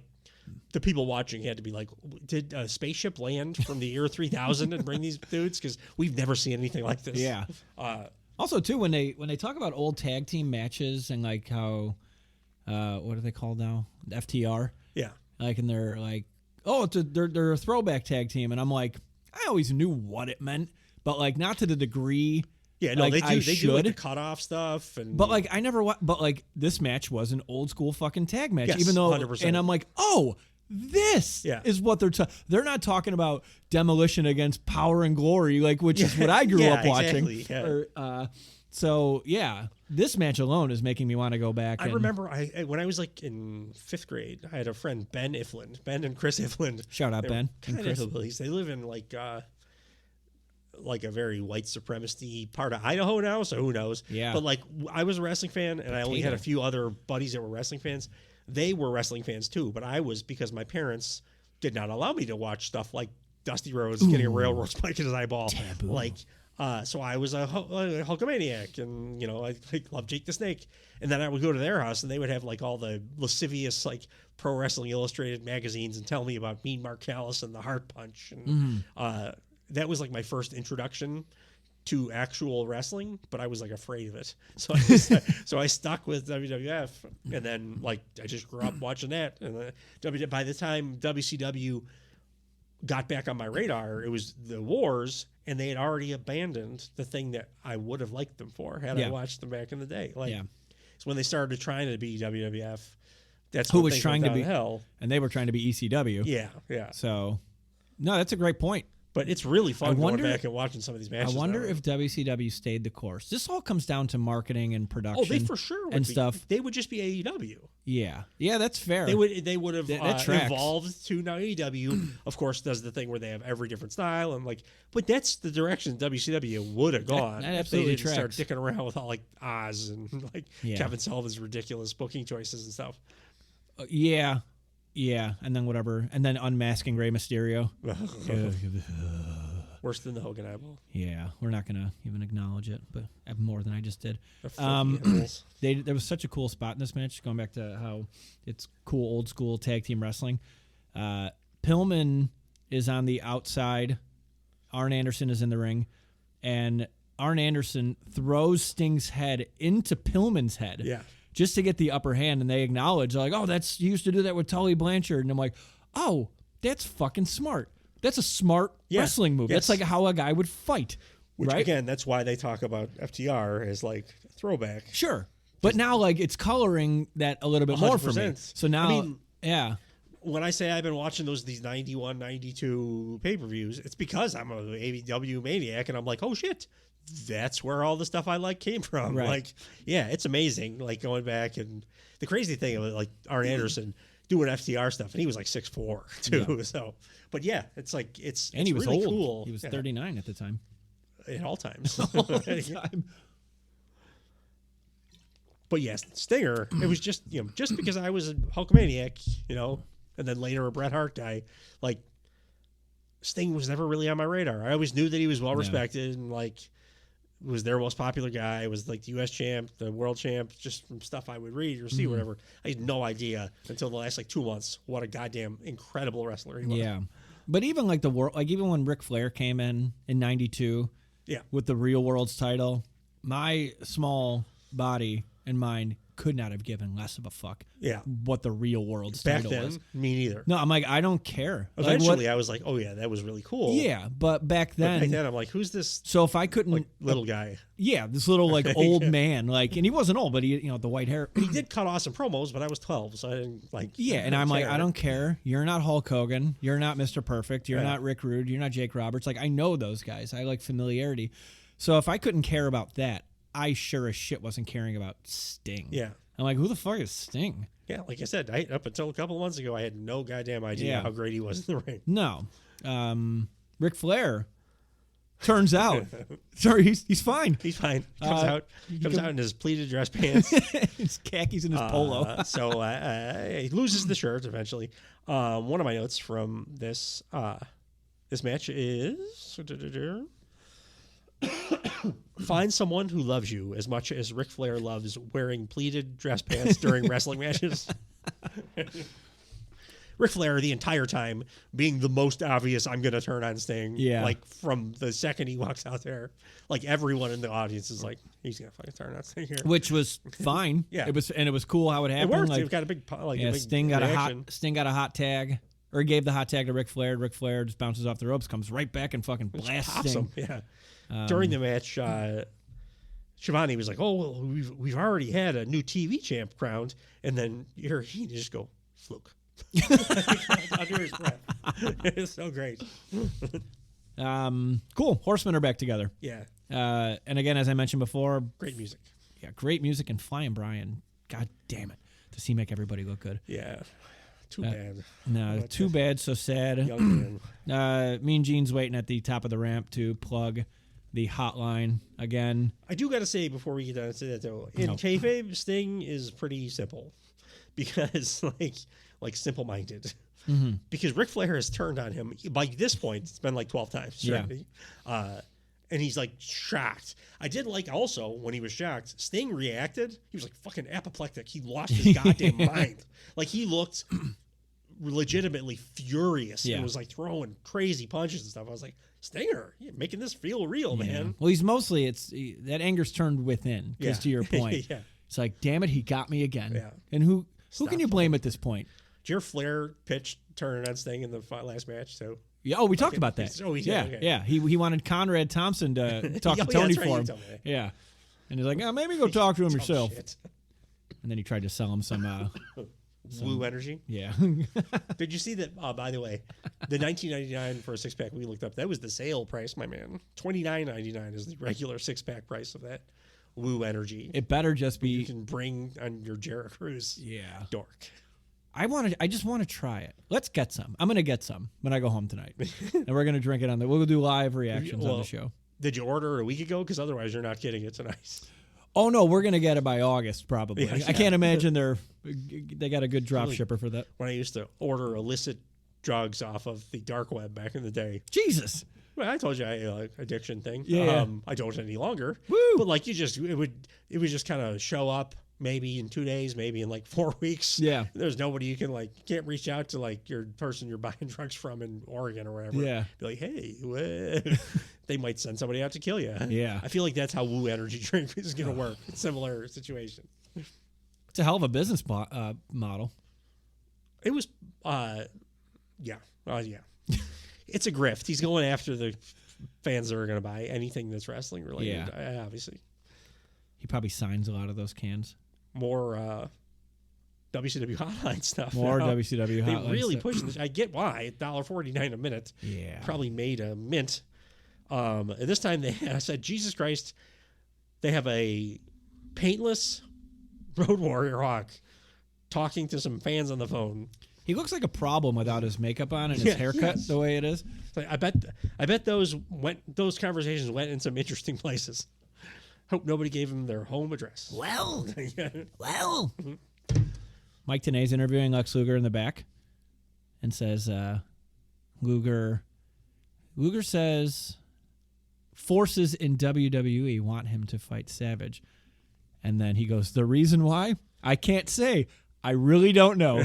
And I go, thank you. Because none of us fucking know. The Booker doesn't know. Kevin Sullivan doesn't know. No.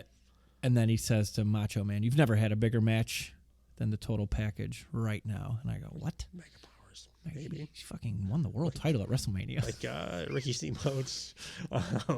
By 95, he had the retirement match with the Ultimate Warrior. Yeah.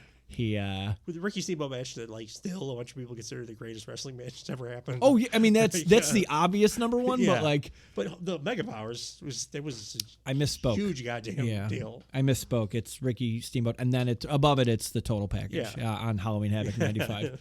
Said no one ever. Boo. We're here. We're here. It's time.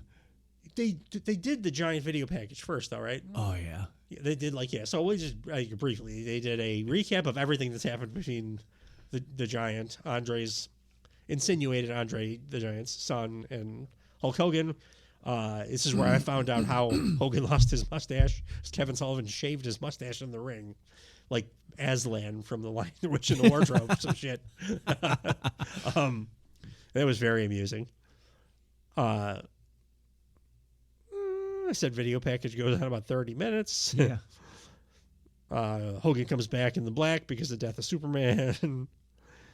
I wonder if it bothers Macho that they keep saying Hogan has to compete twice tonight, which no, he doesn't. And also Macho does, and he has a detached triceps. Can't stand to look at No Stash Hogan. He looks like when Ron Swanson was on the bender with Tammy too. And then they mentioned one other thing. Now that we're talking about how Andre the Giant is his father, this makes a little more sense. Now, the first time we see the Giant in this in this package, is he's at Huntington Beach, and he throws his father's shirt at Hogan. They say that in the narration. I go, what the fuck does that mean? And I guess it's his singlet. Like I don't know, but that's the first time we are introduced to the Giant. It's just like on the fucking beach, like during one of those on location WCW shows. And then the next week, the Giant's in the Dungeon of Doom. So, and then everything you said. Like we said, he had not had a match. Not yet. So technically his first match was a sumo monster truck match. Correct. Also, too, we got introduced to the insurance policy, the Yeti. Which was born out of like a giant black rock.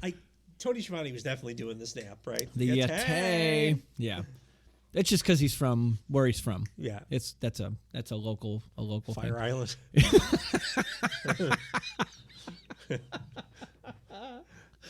Jesus Christ.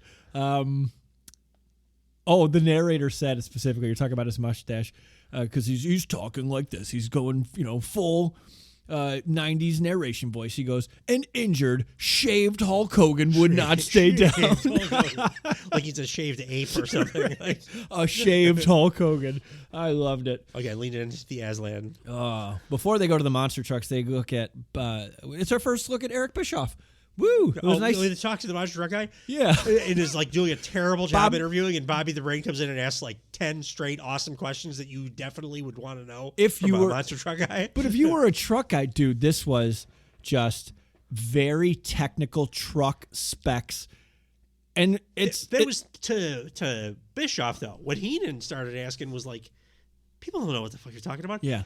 How big are the wheels? Yeah. And he's like, how many pounds? Each? Yeah. Like, how much horsepower does this thing have? Right. And great answers. Like, Heenan knows. And like, that's what people want to hear. You got to talk about a monster truck. Yes. Yeah, talk about like the wheels are You're the 2 tons. color commentator. The purpose of that is to color the scenery. Oh, what this segment like proved to be that Bischoff was definitely the one that came up with the stupid thing. Oh, yes. And then Heenan was like, all right, Junior, step off. I'm going to fix this part for you. Bischoff said he was trying to find, he's like, well, monster trucks were hot at the time. And like we were trying to find some sort of marketing and promotional tie-in or whatever. Yeah, they just shoehorned it together, though.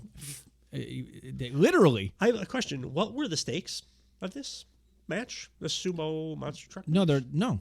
What are you talking about? Stakes? So what do you get? You win the monster truck match. Yeah.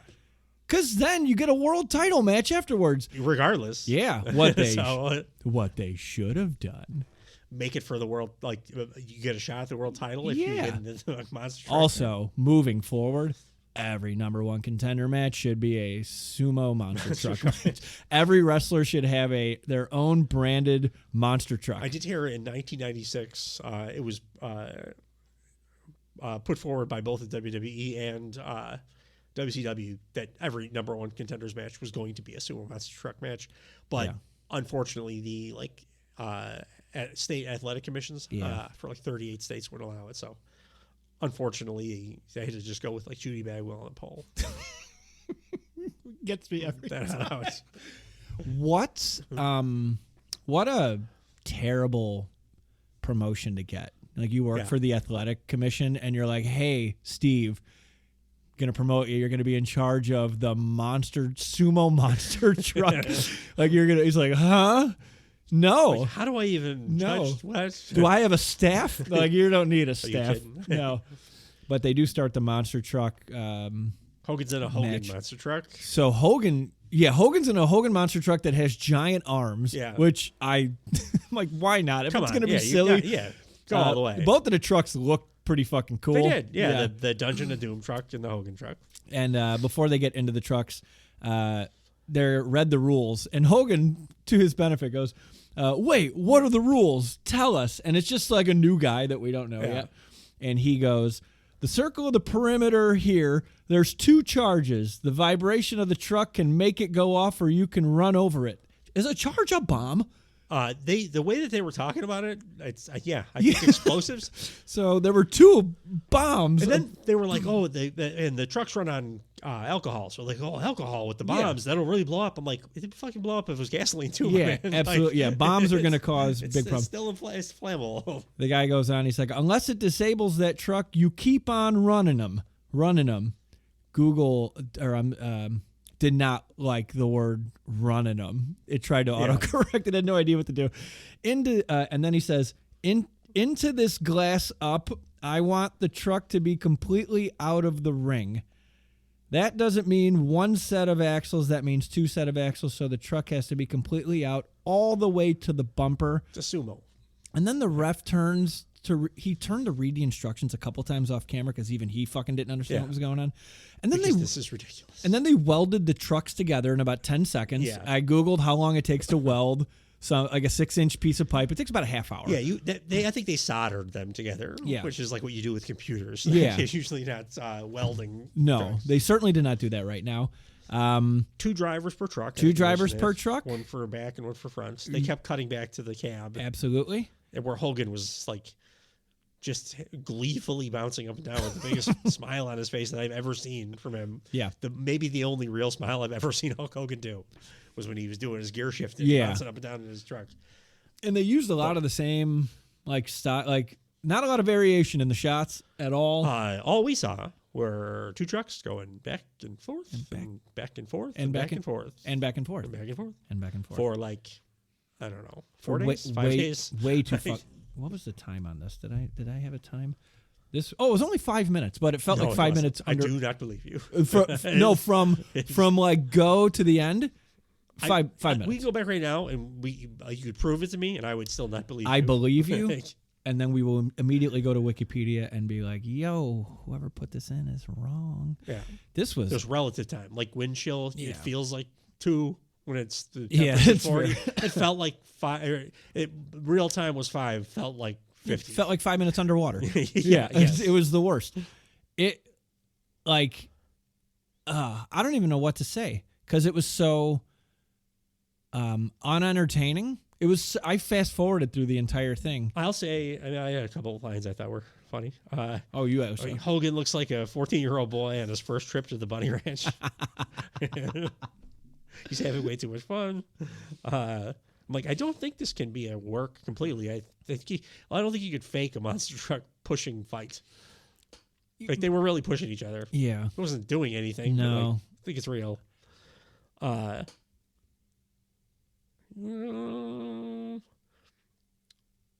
Just my interview with Heenan, looking at Bischoff like, you dumb fuck. Ask the questions people want to know. Yeah. How much do those giant tires weigh? So after what felt like, dude, it was like when you're in high school and like there's only 10 minutes left in the class and you're just like, it's got to be 8 minutes since I looked at this clock and it's like 30 seconds have gone by. In case people need another example of what relative time is like. Yeah, the second hand goes backwards. Yeah. Oh, God. So the finish, Hogan wins.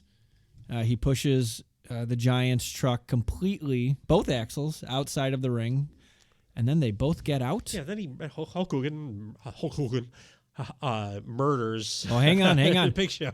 They get out and fight, and then they go to the edge of the building. Yeah. And they stand on the edge. The Giant's choking Hogan. Hogan breaks the choke, and the Giant does Looney Tunes, wave your arms backwards, and then he falls off the 5 goddamn stories, building. they said. Cuts right to Eric Bischoff, Heenan, and right?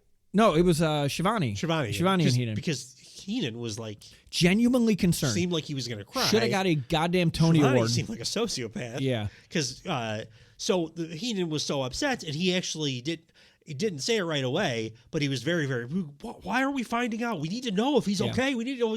And then a while in, he mentioned, you have no idea the relationship I had with his father. Yeah. And then I was like, oh, God, great storytelling. This is amazing. Heenan asks what side of the building he went off, and Bischoff says, you got a river on one side and you got a parking lot on the other. What difference does it make? Yeah. Eric Bischoff, it makes a gigantic fucking... Yes, it does. Yeah. Also, too, trained swimmers do not survive falling into lakes. Yeah. This is a 5-story drop. Yeah, for a several 100-pound man that does not look like he's got a swimming pedigree. And we're all just supposed to, it's fine.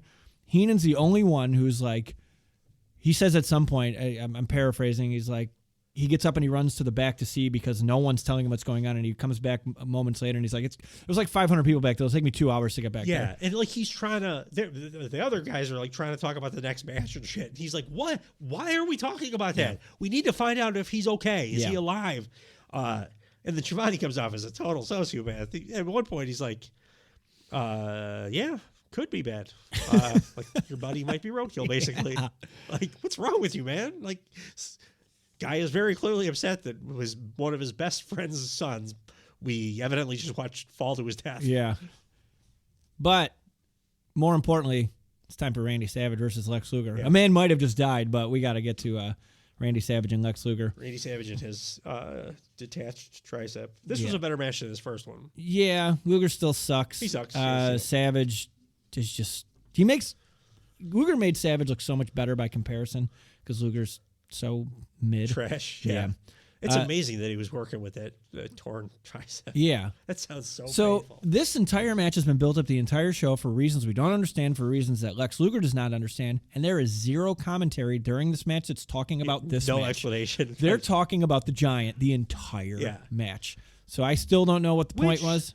I'm okay with that because you would, if somebody you thought was dead, like you would be talking about that. 1000%. It just was such a... But now, again... I know he's alive. Yeah. So, like, and also, in hindsight, this whole show, we've been like, why the fuck is this match happening? Yeah. Why was there 2 other matches that were like prelim matches?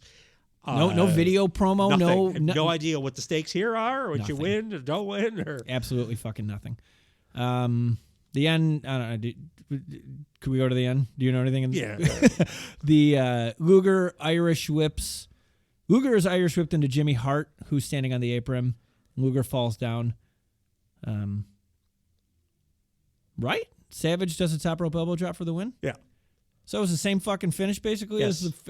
Yeah. It was a good elbow drop, though. I had to hesitate. I'm like, wait, isn't this what happened to Brother Brutai in the first match for the most part? Yep. Yuck. 2 good elbow drops, both with a he's fucking... detached tricep. Savage was fucking great. Goes right back to Shivani and Heenan's just livid. Yeah, like his face is pale. It's an incredible acting lasted job. almost 5 minutes. They keep the camera on Shivani and Heenan, and Heenan's just like captivating, breaks, just absolutely doing a wonderful acting job. And you can tell Shivani's out of his league. Yeah, I like Shivani, but he ain't Bobby Heenan, man. No, absolutely not. So then, since everyone's so panicky, we go to Hulk Hogan and the Giant. It's for the WCW World Heavyweight Championship. Michael Buffer introduces the Giant. I don't like Michael Buffer. I've decided. No? Why not? He seems like he looks like he thinks his farts don't smell. He looks like he is drenched in some kind of cologne. But very cologne-y, yes. Yeah, very cologne-y. I mean, he figured it out. The Buffer boys just say 2 things whatever, and get own that bag. mansions. I like the other Buffer better. He seems like a kind of a psycho. He's got loose, a little loose cannon. He's like Michael Buffer's too prim. Yeah. Plus, you only come out for the main event. Like, just announce all the matches on the show, right, dude? I know that your Let's Get Ready to Rumble is so valuable, but right. Like, what do you think he makes every time he says that? Back in the day, there was a huge rumor that it was $10,000 every time he said the words. Whoa! I have no idea if that was true. Also, that rumor went on for about 15 years, so Yeah. it couldn't have been that because like inflation happens. Yeah. But my whole life, I earned 10 grand every time. I mean, even if it wasn't inflation, I would love to make 10 grand today. Saying, and I believe it was 10 grand every time anybody played it too. Oh. It wasn't just him doing it live. can you imagine if every time you said, "Welcome to the Blue Thunder Pod," you get 10 Maybe grand every someday. time? Yeah. But Michael Buffer. Hogan comes out. He is not dressed to wrestle. He's also billed at 275 pounds, which is down 28 pounds from WWF. Yeah, it was 303 for 303 whole pounds. goddamn career. Yeah. So something is not doing a body good. The mustache. Steroids. The mustache. He shaved the mustache. He sure did. It's 28-pound mustache. It's very top heavy, that Hulk Hogan. Babyface Hogan with Jimmy Hart's. Literally babyface Hogan. Why? Yeah. He starts on some who gives a shit promo. The insinuation is he's about to announce that the Giant is dead. Yeah. And he cannot compete tonight for the world title. Yeah. And just like that, Due to. the Giant comes out. Yeah. And he looks like he just got out of the shower. Like, And he was like, thank God. yeah. Like, I don't know. Like, dirty him up a little bit. Yeah. Something. Yes. I mean, I understand if you're like, oh, he just got out of the lake. Yeah. That's probably dirty water, too. Like, But on a show like you gotta this, climb up to the shore. too. yeah, but then like it's WCW in '95. Drape some fucking seaweed on him. We or saw something. grease on Mark Barrow's face. Like, They're not bigger than that. give this guy like a bloody nose and like Stick a something. starfish on him Yeah. or something like. God damn it, that would have been hysterical if he comes out looking like a SpongeBob character. Giants meet. Yeah, he walks to the ring. Hogan ripped his shirt off and then had another shirt on. Yeah. It looked like he had Spanx on Yeah. underneath, which made me laugh out loud. Heenan to the Giants said, eat them up like you would villagers. This guy is a goddamn national treasure. Hogan pulls off his bandana to reveal that he is wearing similar makeup to the Taskmaster, the drawn on. implying that this is contributing to the dark side of Hogan. Never explained, but we're just supposed to be like, oh, that guy's got that guy's makeup on.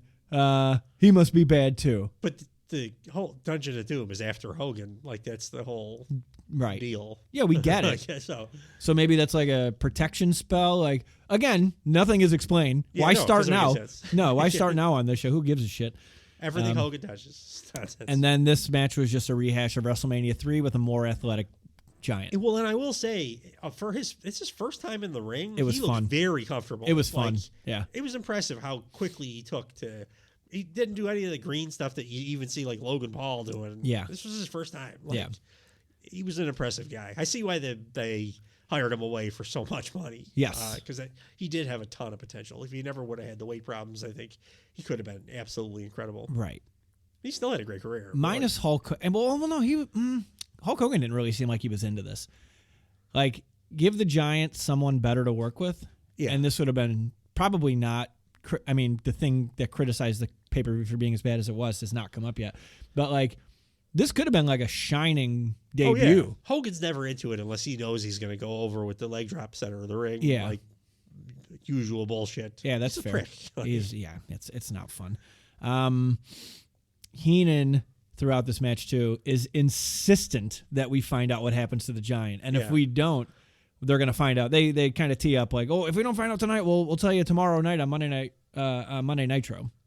So again, Heenan is talking like a human being would talk if somebody was shoved off a roof and then just miraculously appeared and was working a match. He's like, what the fuck happened? And it's wild that he's able to stay in that kayfabe, that character, like Yeah. so naturalistically. He reacts exactly like you would. Yeah. And nobody else seems to be able to do that. No, like ever. sense. Like, Yeah, wrestling. absolutely.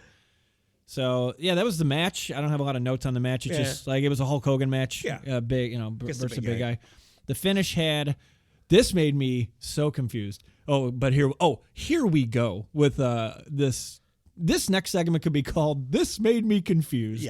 Yeah. Hogan slams the Giant, and the ref goes down as if the tremor shot him out of the air. Yeah. But He goes down like when Bam Bam Bigelow and Taz went through the ring. Yeah. And it like pulled the apron. Right. And the ECW ref like stumbled. yeah, It looked like that. it looked like that. But bad camera work here. Apparently, Jimmy Hart hits the ref in the back at the same time. No kidding. Yeah.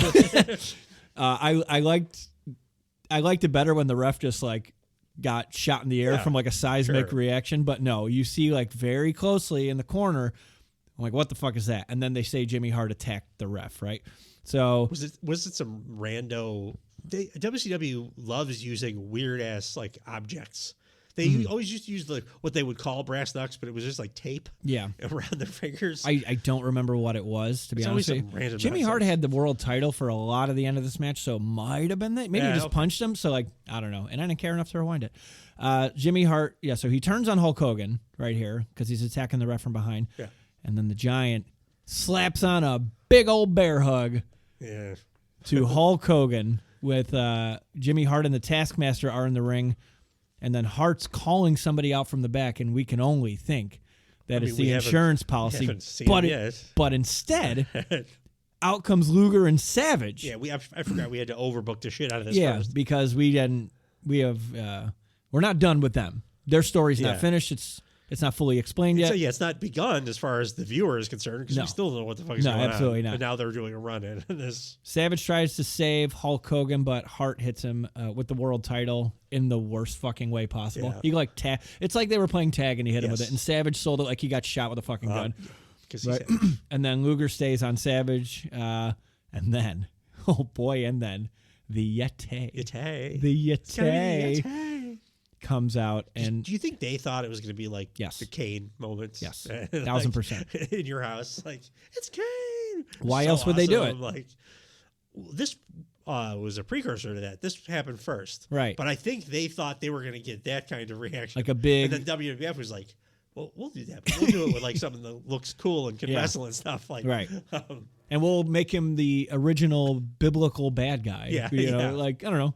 It had one extra layer to it, and it was all of a sudden way better. The Yeti, which is got to be a 9 foot tall guy, probably legit 7-footer, like over 7 feet. Yeah, he wrapped in like when you made your like toilet paper. Yeah, it's like how you did it with your friends though. Like it was never tight. Like it never stayed on. It was a mummy that was like 11-year-old doing a mummy with their toilet paper. Piss your mom off because you use all the TP in the house. Absolutely. Comes Yeti, lumbering. Yeti. No fur anywhere. Just a big 7-foot guy wrapped up like a mummy. Yeah. Not a Yeti. No, his name is. Well, maybe a Yeti is a different species and we could just be wrong. That's fair. It's got like terrible skin disease. Can you imagine so wear bandages. A science book where they're showing the different like cataloging of the Yeti species, and you have the abominable snowman, and then you have a 7-foot guy dressed like a mummy. Oh, boo.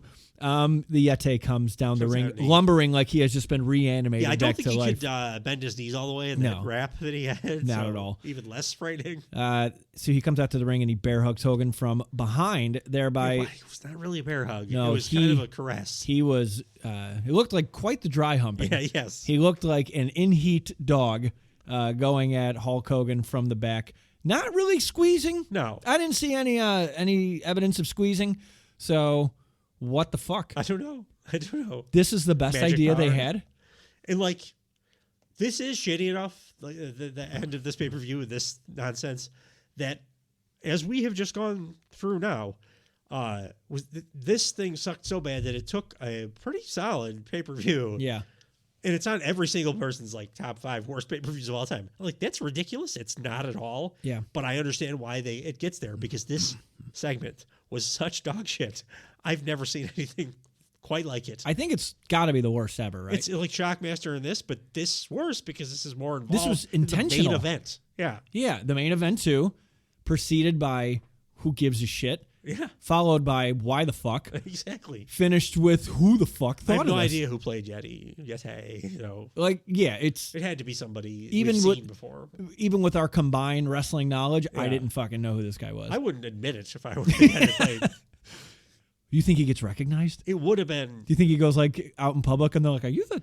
Hopefully, he gets recognized for being like, I don't know, Adam Bomb or whoever the fuck. It was certainly not Adam Bomb. No, you know what I mean. Yeah. No, I don't think he had another like successful gimmick. If it was a few years earlier, it definitely would have been Kevin Nash because they gave him like 10 fucking dog shit gimmicks. Yeah, they just had to make him. I watched 3 straight WCW pay-per-views over the last like I don't know, couple of weeks. Every single one of them, he had a different stupid gimmick. He was a Vinny Vegas, Oz, and then some other super nonsense thing. Like, you guys figure out something to do with the big, giant, handsome guy. You just got to make them like trucks. Yeah. Hey, I like semi-trucks. You're a world champ, pal. This was not the end of Hulk Hogan's beatdown. So not only is the Yeti, the insurance policy, the mythical insurance policy that has been summoned by the evil, magical group of WCW. Prince Iakea's, like, not real dad. Yeah. Who has, like, vibes of, what was that guy's name in Neverending Story? Like, the big rock. The rock biter. That's what I. That's what I thought. It's the same crumbly skin thing that I was talking about with, like, the ash and, like, debris on his face from, like, 9/11. Very, very threatening. But so this was supposed to be Sullivan. He was supposed to be the big insurance policy, the Yeti, and then he does virtually nothing. So then, like, he's done for the night. Like, that's the last physical thing he does. Career too, I think. Yeah, I think. Because after that, Hulk Hogan gets put in the torture rack by Lex Luger, which looked way better than everything preceding up to that. And, like, that's when Luger was laying at the fuck end still, because, like, he still had his size on him and everything. And Hogan's not a little guy. And then he did it to Savage. Like, he did back-to-back torture acts. And, like, I remember being a kid. I'm like, torture acts, fucking most legit finish ever. Yeah, like, it looks amazing. Yeah. Then the Giant holds up the world title, and then they have to announce, because he won by DQ. It was confusing. It's like, the Giant really is the title holder. Wasn't it Michael Buffer that was announcing him too? I think so, yeah. Because the Giant won by DQ, he is not the world champion. He wins the match, but he's not the world champion. It's like somebody explaining their joke. Yeah. Like, I felt like he was calling out a number at a deli when someone wasn't fucking listening. And I'm just like, no, we get it, dude. Like, we're all here listening. Got it. Yeah. You could we're all wrestling fans. You could Understood. Just say, the title doesn't change hands on a disqualification. Yeah. The winner of the match by disqualification, the Big Show. Not enough. Dufresne, party of 3. You can eat when... the arena's emptying after this. They do that all the time in these old WCW pay-per-views. They like forget to end the show, so they'll like run credits, and then by the time the credits are through, there's like 4 people left in the arena. Yeah. It's very strange. You see half of an arena. Yeah, like, people are walking out, and Shivani and it's like a regular thing. That's what they did, huh? 2 pay-per-views ago, by the way, another great thing happened in that pay-per-view. Yeah. Right across from the hard cam and the pay-per-view I'm talking about right now, some dude had his girlfriend up in the fucking torture rack in the middle of the crowd. It was amazing. That's pretty good. But yeah, the same thing. It was like Sting won the title, celebrated to no music. It was the time that Luger, like, they put the belt on Luger, and then Luger called him back and said, I was just looking at my contract, and I realized that I've done all the dates that I need to for the year. So they had to just let him sit home for 6 months with the title. Oh. So then, like, Sting came back to win it, and he was all pissed about it, doing it that way. So Sting leaves with no music. He's just like, hey, I'm the champ. And people are like, yay. And then everybody starts leaving as they're talking. And the credits go for like 15 minutes, and the place is completely empty. And the lights are starting to get turned off. Yeah. It's amazing. Shame on them for the guaranteed contract thing. I think that fucked a lot of stuff up. Can you imagine, like, if that wasn't the case, what the actual invasion would have been? Yeah. Because all those guys sat home and they had every right to do it, and I would have done the same goddamn thing. They really shouldn't. They just should never have tried to do what WWE does. That's what killed them. They should have stuck. That's why I'm very adamant about, like, AEW. I don't ever want to see them trying to expand to all quadrants and everybody, because that's what happens when you try to do that and you're not WWE. You're the wrestling company. Like freakazoids like me, there's plenty of us, enough for you to make money doing that, like getting 5,000 people in an arena. Focus on that. Keep doing that. That's what you do best. Right. And that's what we want to see. It's what I want to see. Right. If WCW would have kept doing that and kept evolving, well, like I said, I think they would have been AEW eventually. Yeah, that absolutely tracks. I mean, they had like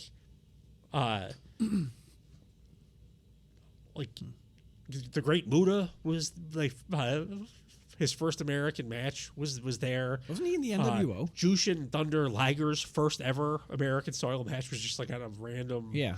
Like Clash of the Champions or whatever. Like, they would go after like wrestling styles that you didn't see elsewhere. I mean, so they would have the entire cruiserweight division. Yeah, absolutely. You know, that's what put them on the map. It was. And now looking back, like those late '90s, the cruiserweights. That was like the best stuff they did from that era. Yeah, absolutely. I think that's got to just about do it for Halloween Havoc. I have nothing. I don't. 95. Halloween Havoc, 1995. I would say for our next one, let's do 96, but that's just because it's the pay-per-view I love. Right. That Mick Foley and Vader. We'll try to find an actually shitty one for you guys next week. This was a little bit too enjoyable, to be honest. I mean, the end was an absolute dumpster fire, but like the rest of it was pretty solid. Yeah. It's just like the big piles of shit weighed more than yes, like absolutely the good nuggets. But Bobby Heenan is like guaranteed plus 1.5 stars. I think we need to watch it with Bobby Heenan because he's making the shows too good. Yeah. Even WrestleMania 9, it's like he punched it up quite a fucking best bit. thing about that show too. Yeah. But I hated that show way more than this show. Yeah. Yeah. Even though this had like nothing but schmoz finishes. Yeah. But we'll have something good for you guys next week on Turnbuckle Time Machine. And the Blue Thunder Pod will be back regular scheduled time Friday morning, talking about the comings and goings of major North American pro wrestling in the modern day. Thank you for sticking with us, and hope you come back on Friday. Good. I like it. Okay. Goodbye. Yeah, goodbye. Goodbye. You got to do your thing. Bye-bye. Goodbye.